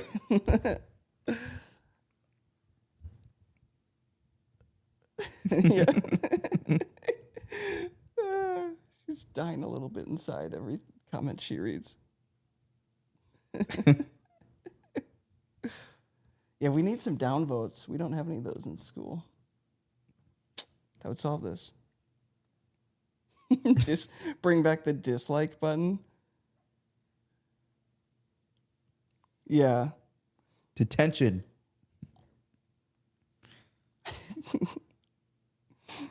Yeah. What do they make you sit in the corner at lunch? It's not like quite detention. Yeah.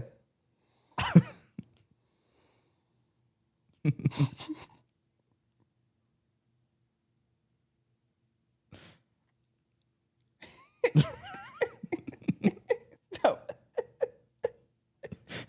You're not muted. Welcome to the second half. The detention where you have to sit next to the teacher or in the class. Oh my gosh. Yeah, next to the desk.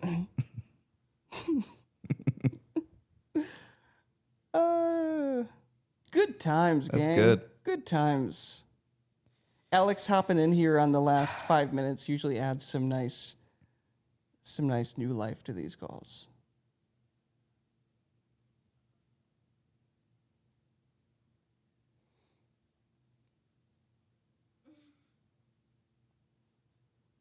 See?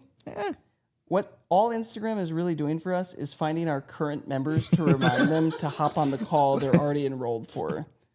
That's really what has been happening. Get on the call. You forgot about this. Yeah. It's Hey. perfect. Well, there you have it. Happens every Tuesday, Alex. Annie says it happens every Tuesday, Alex.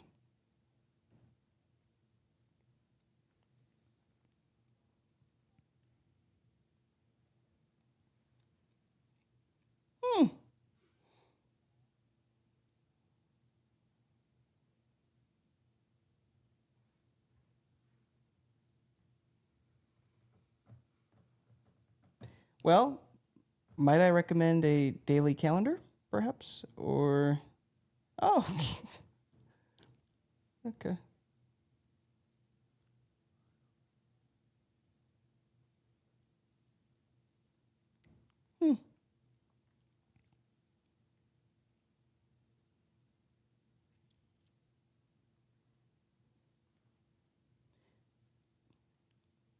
Everybody can spam DM Alex every Tuesday night at 6:57 p.m. I think that would solve this. Yeah. Yeah. Well, gang, this was a fun chat. Hopefully there was a gem or two in here that y'all got out of this. Hopefully it was worth the time you took to spend with us.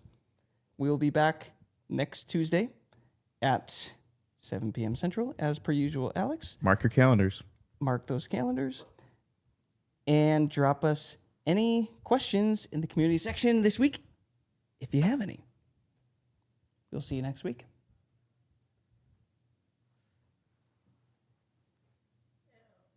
Oh. Highly anticipated. Yeah. Boy. Can't wait. Okay. Cannot wait. At edge of my seat. We'll see. Literally. We'll see you guys later. See you. Hot dog water. It's a metaphor. My metaphor is uncooked chicken. Uncooked Raw chicken. raw chicken. Raw chicken.